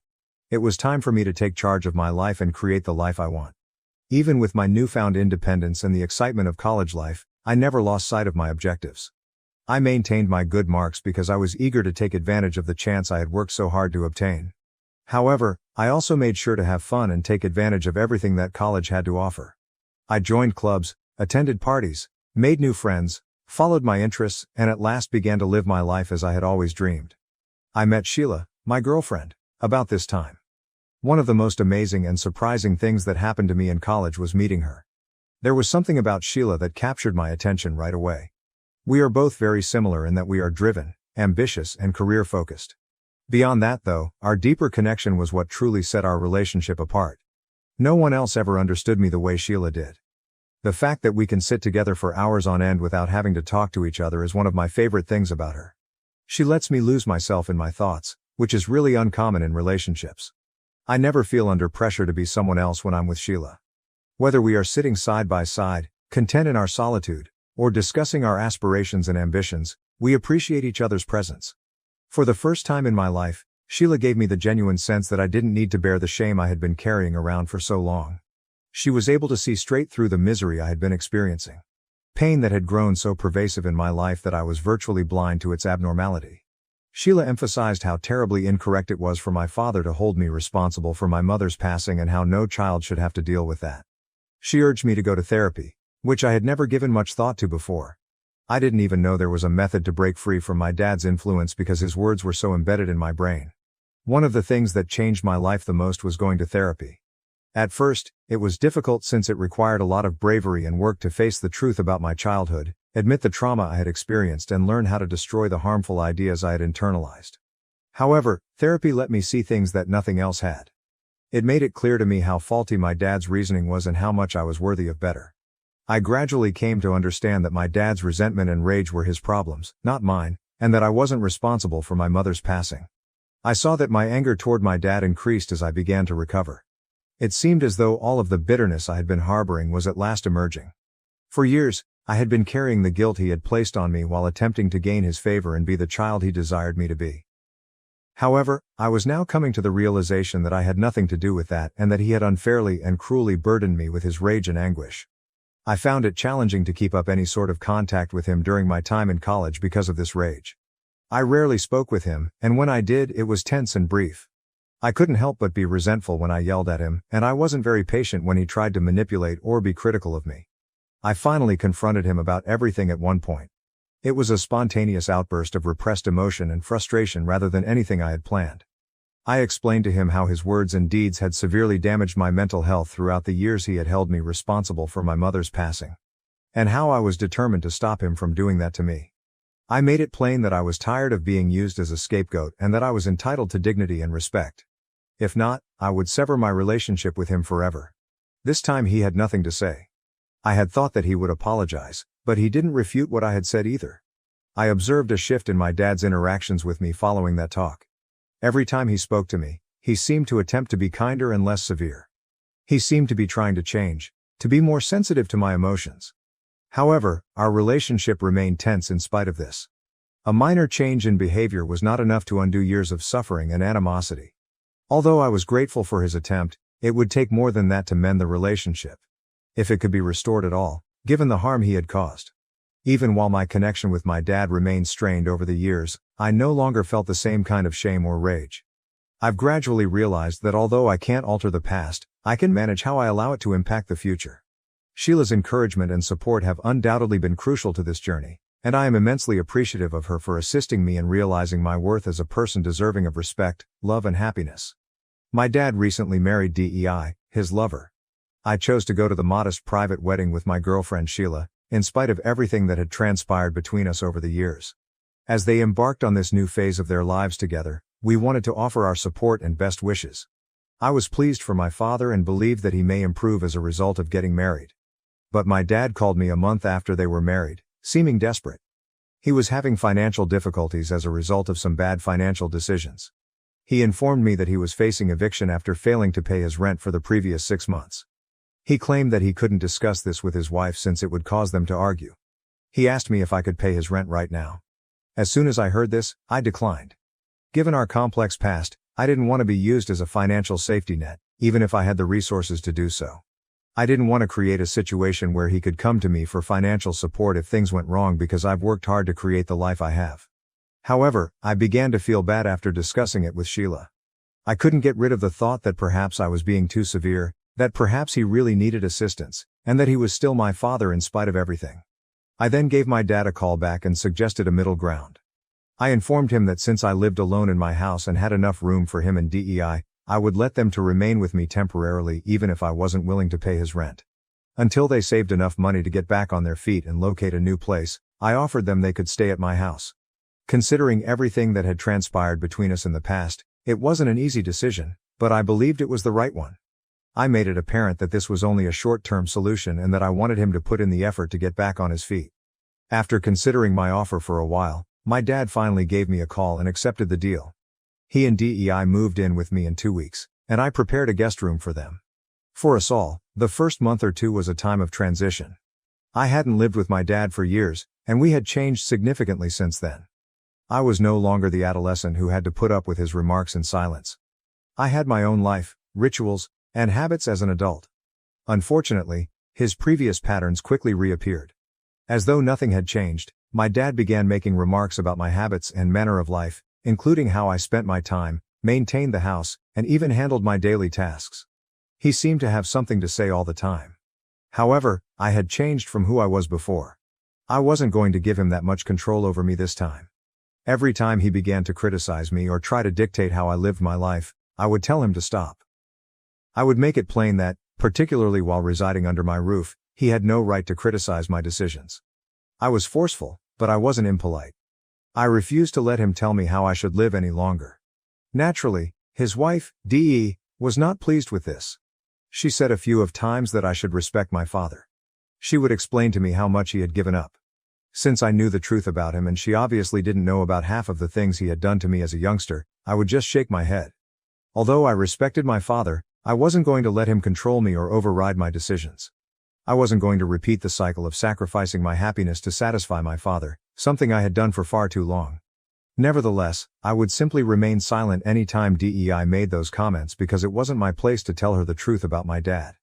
There was no point in arguing about it. Although I was aware that cohabitation would be difficult, I thought that eventually we could all figure out how to get along without too much conflict.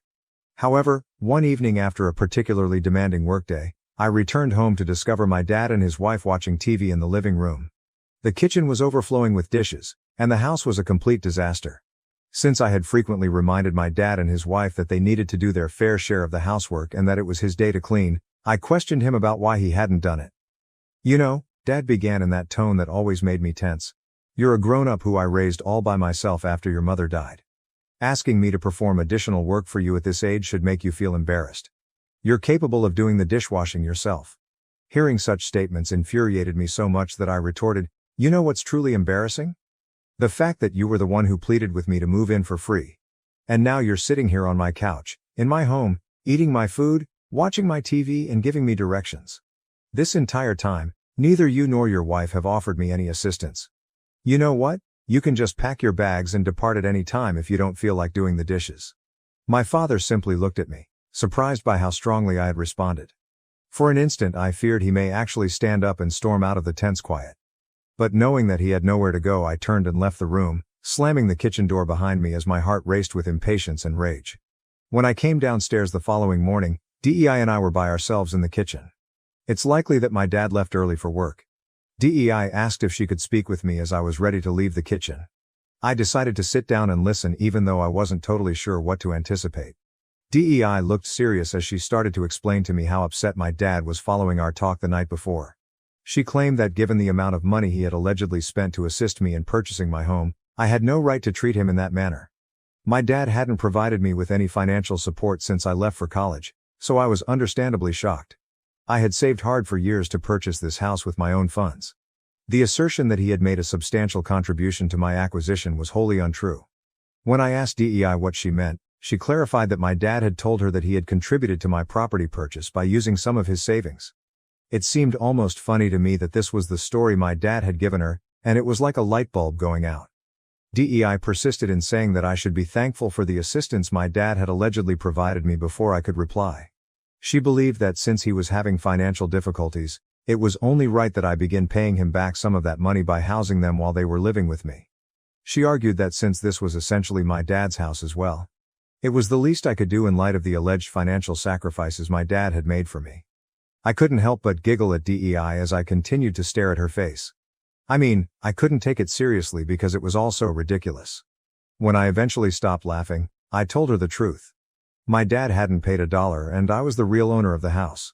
Her expression was priceless. She was obviously unaware that I was the owner of the house, and she must have been overcome with shame and rage. In response to her question about whether or not my dad had ever assisted me, I explained that he didn't even have enough money to cover his own rent, so how could he ever afford to buy my house? She didn't protest much after our conversation, so I assume she saw the truth too. Shortly thereafter though, she gathered her belongings and departed from my home that same day. Since it was none of my business, I didn't stop her. When my dad returned home later that night, he contacted DEI and asked her why her belongings were gone. He began blaming me for speaking out after he learned that I had told her the truth about who owned the house. He claimed that by disclosing the truth, I purposefully ruined his marriage and caused his wife discomfort. He claims that since he now felt inferior to me and that it was somehow my responsibility that he couldn't afford a house of his own, I ought to have been more understanding and allowed her to believe his lie. It was unbelievably frustrating. I made it clear to him that I was offering them my house in order to help them, and instead of receiving appreciation, I was being held responsible for their issues. My dad seemed to have forgotten that I owed him nothing and that he was the only one at fault in this situation.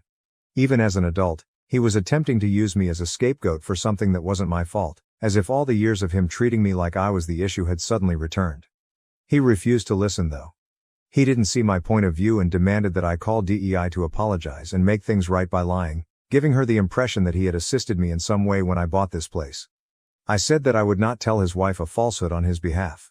The continual manipulation and finger-pointing had worn me out, and I had had enough.